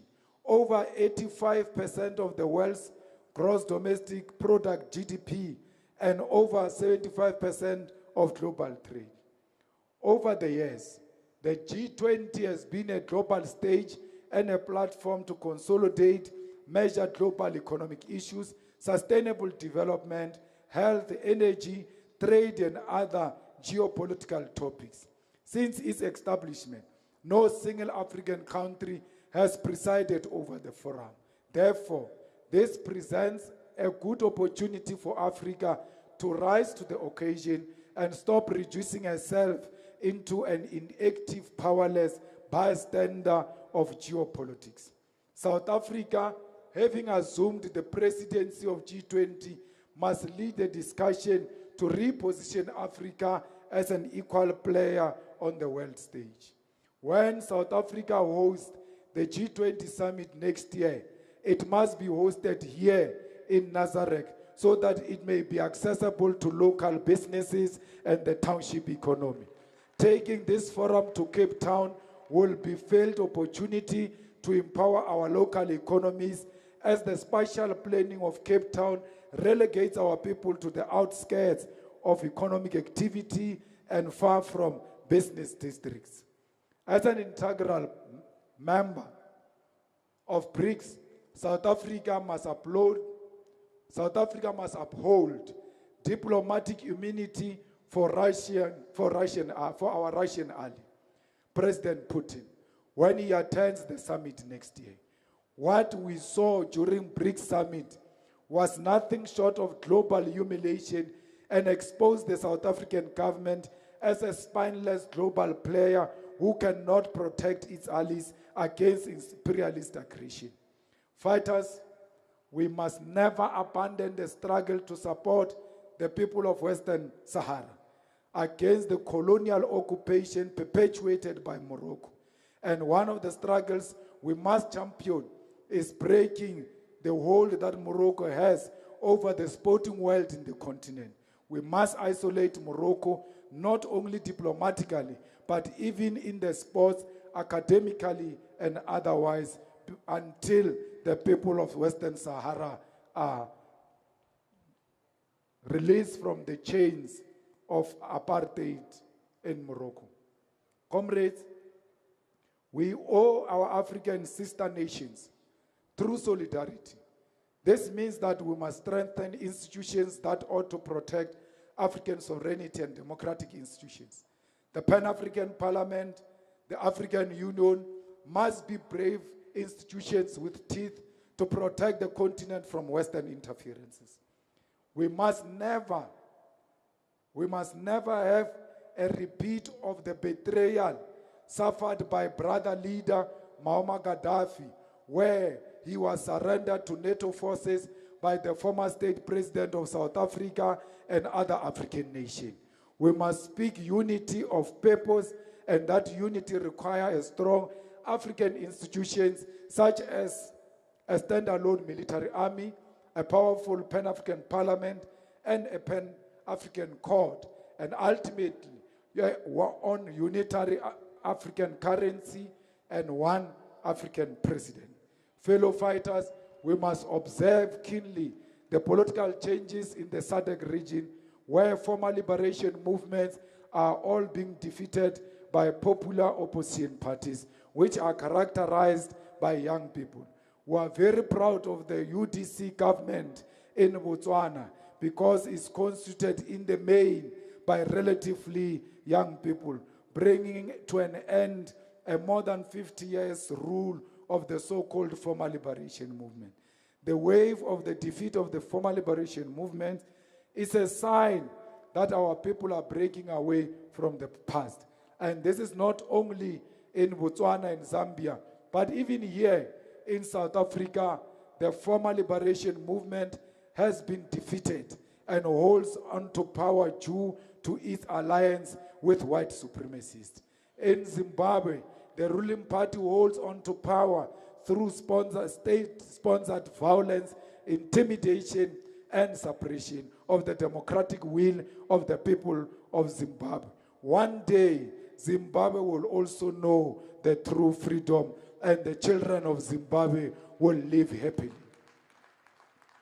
We must begin to be alive to the possibility that Africa is changing, and the direction of our region and continent will now be determined by politics of youth and the future.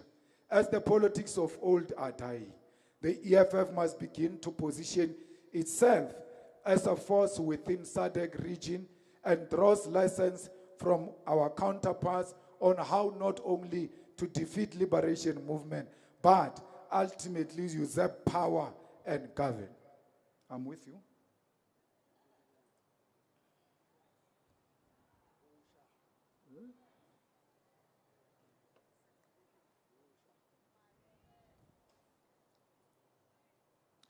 Fellow fighters, the EFF remains the only liberation movement on the continent that is determined to build African unity. It was President Kwame Nkrumah of Ghana who once said, "The core of the black revolution is in Africa, and until Africa is united under a socialist government, the black men and women throughout the world lacks a national home." It is for this reason, fighters, that we must fight jealously for the independence of Africa and the independence reliance on the use of Pan-Africanism. Pan-Africanism is our scientific response to the Western world, which has turned Africa into a place for cheap, exploitable labor and the theft of our resources. It is the conscious decision that we need to unite as African people and defend Africa and her people from being the slave side of the world, towards continental unity that is defined by economic, political, cultural, and social cooperation. It is a battle we have inherited from the slaves who were stolen on our shores and made to build the economies of our white colonial counterparts. Fellow comrades, we must never tire of pursuing the principle that Africa must unite from Cape to Cairo, from Morocco to Madagascar. We only have each other because everywhere in the world, the black child is hated. We must unite because it is our unity that will place us at the center of the global economy. Not spectators, but as participants whose people meaningfully benefit from the wealth of our land. We are not fighting to be slaves of capital. We are fighting for self-determination. We are the Pan-Africanist of Robert Sobukwe, and our journey must be to give Africa a more humane face. For too long, we have been made to hate each other because of our culture or our religious differences. For too long, we have been made to feel inferior. For too long, we have fought tribal and ethnic wars amongst ourselves. And for too long, our continent has bled while our colonizers benefited. Let us adopt the Pan-Africanist of Thomas Sankara and work our own land while we refuse to pay colonial tax. Let us live by the Pan-Africanist of Julius Nyerere and build a nation that is self-reliant and works together as a collective for the greater good of the Mother Africa. Let us walk side by side and be the Pan-Africanist of Robert Sobukwe and be arrogant in the need for African unity and undermine imperialism wherever it raises its ugly heads. It is Pan-Africanism which will liberate us and liberate the whole of Africa. We have suffered too much for our blood. We have suffered too much. Our blood has turned the soil of Africa red. It is time for us to resist this pain and give Africa a future of happiness. Let us march together as Africa. Let us march together towards the liberation of our victory. Whether they hate us for this policy or not, we must fight for the unity of the African people. In conclusion, finally, I would like to thank all commissars who are here today and have committed their time and resources towards this organization. It was at this very venue 5 years ago, during closing address of our Second National People's Assembly,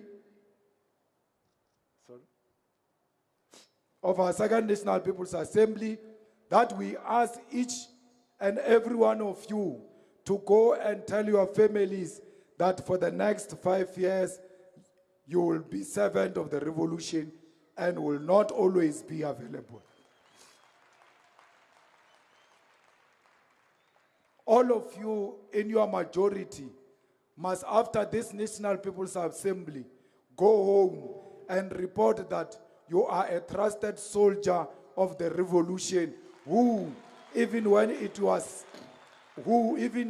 seemed like our movement was faced with death did not waver. You did not betray the organization, the only dependable and trusted weapon in the hands of the poor and the working class. I pray that the revolution remembers each one of you, regardless of the outcome of this assembly on the election of the leadership. Commissars, you must all know that our ancestors who started this organization are extremely proud of you. Fellow fighters, I want to thank all the officials of the EFF, the National Chairperson and the DSG. And I want to extend a special thanks to Secretary General Commissar Marshal Dlamini, who steered the ship when it was difficult to do so. Secretary General of the EFF, is a firm comrade at all times, operates within the maximum discipline and commitment in a very militant way because of his extreme loyalty to the organization and the liberation of our people. Many have tried to doubt him and cast doubt on his capabilities, but I want to say here today, unashamedly, that in our Secretary General, we have a loyal and dependable soldier of the revolution. On behalf of all members of the movement, we want to thank you, SG, for being a man who finishes what he started with conviction. Even though you started politics here in the EFF, you are one of the most reliable comrades I've encountered in my long political career. You focus on the task at hand without seeking any glory. You are not attention seeker, and we have come to know you for paying attention to a finer detail. I salute you for remaining strong in the face of criticism and after difficult elections outcome. Under your administration, our movement has grown, and you have not disappointed us. You have served us with dignity and humility, and are one of the best amongst us. We thank you.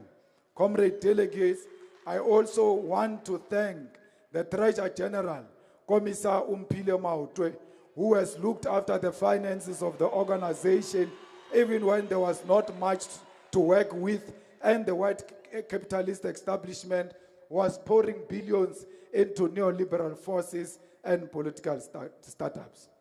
The EFF is not a movement that receives massive financial support, and even with that reality, you made sure that no event or programs of the EFF, whether it is social outreach or rallies, has ever failed because of resources. Equally, under the leadership of the Treasurer General, the EFF has never gone a month without paying staff members of the EFF. At the backbone which makes this organization what it is, they seek no praise, yet ensure our organization operates effectively on the day-to-day basis, from security guards, cleaners, researchers, and administrators. Together with a team, they've also paid for regional offices of the EFF, sustained and accounted for all assets without fail. She has also put the organization before any relationship or friendship, and has played a role to ensure that there is no wasteful expenditure of the limited resources that we have. I want to thank the EFF staff members who were unsure whether they will wake up with their jobs after the EFF did not perform to our expectations in the previous elections. As a result, they understood the difficult measures had to be implemented to manage the decrease in money allocation that comes with a marginal electoral decline. Many of our staff members were not sure if they will remain employed once there was an attempt on the life of their organization and its leadership. Yet, even with that doubt and opportunities for better paying jobs, they remained loyal and continued to serve their organization. To the ground forces, leaders of the regions and provinces who are always on the receiving end of the consequences of our political decisions and pronouncements, even when they know nothing about them, but trust in the democratic processes. Your revolutionary discipline is what keeps and safeguards our movement from opportunists and revisionists driven by egos and uncontrollable ambition. It is because our regional leaders and provincial leaders took a constitutional oath to defend the EFF in private and in public that our members and structures were able to close ranks and ensure when we were under attack, our organization should remain solid. Provincial general assemblies which were which were all successful, had no incident of disruption or violence, proved to us that you have built a solid and dependable structures in your regions and provinces. Those who predict the death of the EFF will always be disappointed because the EFF has strong collective leadership at all levels. We thank everyone who prayed for us during our election campaigns, events, and private spaces when it seemed like our movement was collapsing. Your prayers have given us strength and continue to do so. I want to thank the pastors who prayed for this organization. Through their prayers, we have remained stable and faithful to the cause of liberation. We survived without knowing where these prayers came from, and we do not take this for granted. It is not always easy to associate with a radical movement, but you remind us of the role of faith in the struggle for freedom. We also thank the traditional leaders who counseled us, took their time to listen to the leadership, opened their homes, and allowed us to campaign in their constituencies. To the protectors who risked their lives during campaigns and exhibited loyalty during times of difficulty, you have our gratitude. It is through your sacrifice and professionalism that we have remained strong. One of those protectors is called Sbungowo, who has been with the EFF since it was formed till to date, loyal to protect and serve the leadership of our movement. We want to thank the defenders of the revolution, our internal defense mechanism against sabotage and threat to the programs of the movement. The DOR is an essential part of our movement and must continue to grow from strength to strength with potential to be professionalized. We also extend our gratitude to the security companies who ensure the success of our events and provide important services in addition to our own security capacity.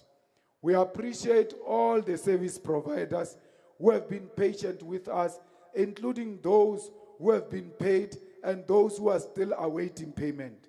We thank them for their understanding of our internal financial systems and the objective reality that at times we rely on institutions to finance us, which can cause delays in fulfilling our responsibility.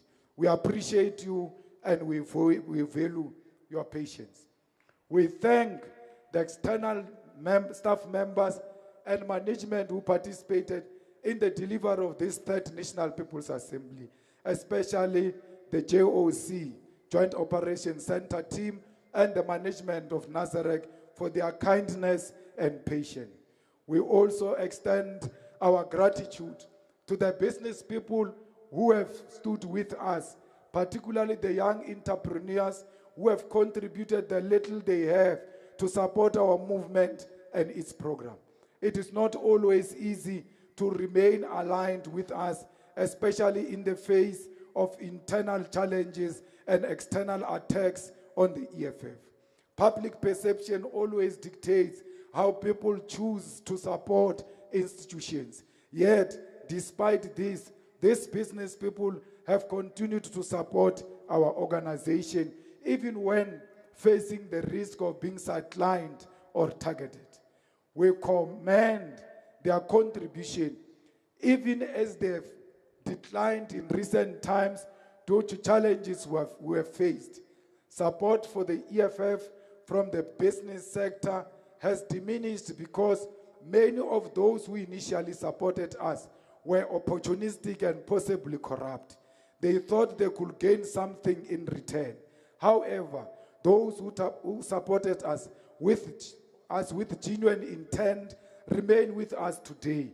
They have continued to contribute the little they have to help us succeed. To those who continue to make contributions are under no obligation to contribute to the EFF, yet they take the risk. We deeply appreciate their contribution. Over the years, they can clearly see where their money goes because no organization can match us in honesty and delivering on what we commit to do. We wish them more success and pray that their efforts are rewarded. Wherever their resources come from, we hope they are blessed with even greater prosperity for their personal and business growth. Fighters, on a personal note, I would like to thank my late grandmother, who remains my guiding engine. Even in moments where it feels difficult, it feels giving up and surrender due to lacks and difficulty that comes with being attacked from within. It is my grandmother's guiding wisdom that kept me going. She is the one who named me a soldier. And as a result, I've become a soldier of the people. Her solid courage motivates me to remain committed to this movement and to the struggle for economic freedom in our lifetime. I honor her memory and strive never to disappoint her, even as she watches over me from heaven. For this reason, I will never abandon this movement. She entrusted me with the role of being a father figure and a parent to the destitute and forgotten masses of our people. I extend my appreciation to my family, my children, and all my extended family and friends who suffered the consequences of my activism. They experienced the same pressure as I do due to our actions as an organization, yet they've stood behind me without fail.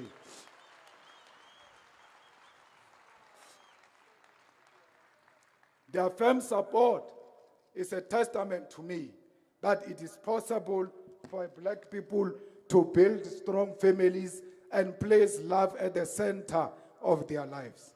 I love them, and most importantly, thank them for their patience with me and for their role in this revolution.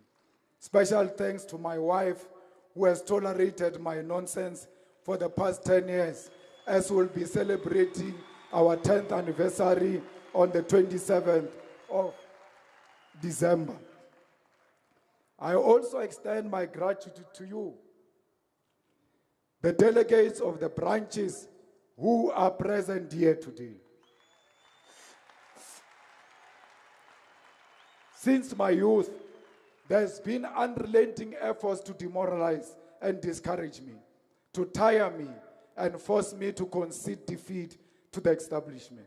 However, the faith you have placed in me, like you have done with many commissars and leaders of our revolution, keeps me going. They will never succeed because I will never sacrifice my life for anyone other than the EFF and the revolution. We will not be bought or swayed, for we owe our life to all of you. We owe our lives to this revolution.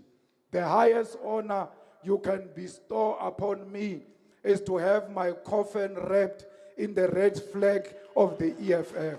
Such an act will signify that I've been loyal servant of our people and did not betray the revolution.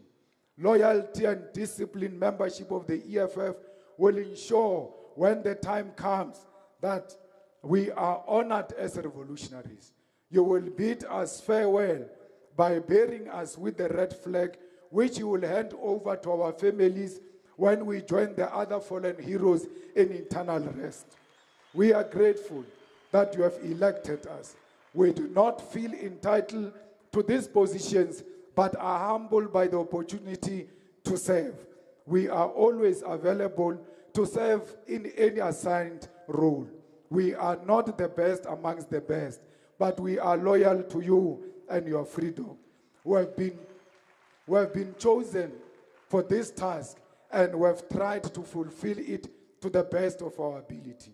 We thank you and wish you a productive National People's Assembly. Comrades, with the powers vested in me as a democratically elected president and the commander-in-chief by the Second National People's Assembly, I declare this assembly open. I end on this note with a quote from Martin Luther King Jr. I quote, "In the end, we will remember not the words of our enemies, but the silence of our friends." Thank you.